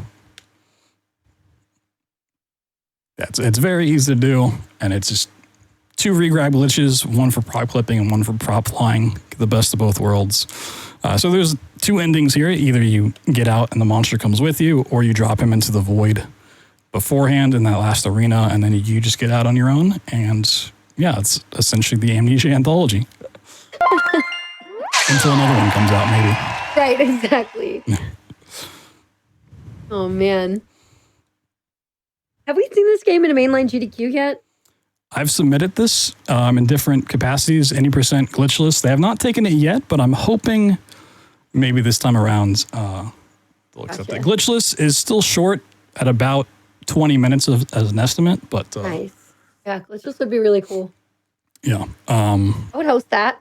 If you guys like any of these games, I've done all of these games plus the Penumbras and Soma together in a Frictional Games anthology. That was a little bit too long to pitch for that. It's about 4 hours instead. I've also done the Amnesia Anthology glitchless and the Frictional Games anthology glitchless as well. If you look on my YouTube, that one's about 8 hours long if you want to see all the games. Cool. Well, this played is a little bit more intended. Yeah. I was going to say, this is perfect timing. Let's get into our wrap-up screen here because I want you to continue this conversation. Exactly what you're talking about. You're already plugging yourself, which is, you know the drill. So, like, tell people where we can find you. We already know what you're working on. So, like, where can we find you? And what else are you doing? Are you streaming anything else? Are you going to learn anything else new? What's up? So, most people either know me for these games or FPS games like BioShock, Wolfenstein, Prey, that sort of thing. I do tons of these. I've run all the BioShocks together, all the Dishonoreds together. Have a whole bunch of fun stuff. Actually, this coming Thursday, we'll be on the front page of Twitch, and I'm just going to be doing a whole marathon of different games I've done from my past. So if you're new to my content and want to see a BioShock run or another one of these or some of the other ones I have in store, Thursday, you can come check me out on my own channel. YouTube has all of my speedruns of 75 plus different games, many of them done in multiple fashions. Fears to Fathom has its 5th episode coming out in a week and a half or so, which Fears to Fathom's another anthology that I do. So we'll be adding number 5 to that list, which is another block of horror games. Just a whole bunch of different stuff. Those are some scary games. Yeah. Those are unsettling games that way.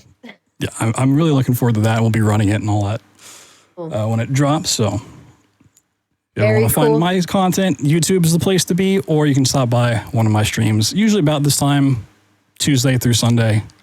That's where you can find me. If you want to learn any of these games, the speedrunning Discord for them is a great resource. You can ask me personally, but they have a lot of tutorials. They have a lot of people in there learning these games at all times.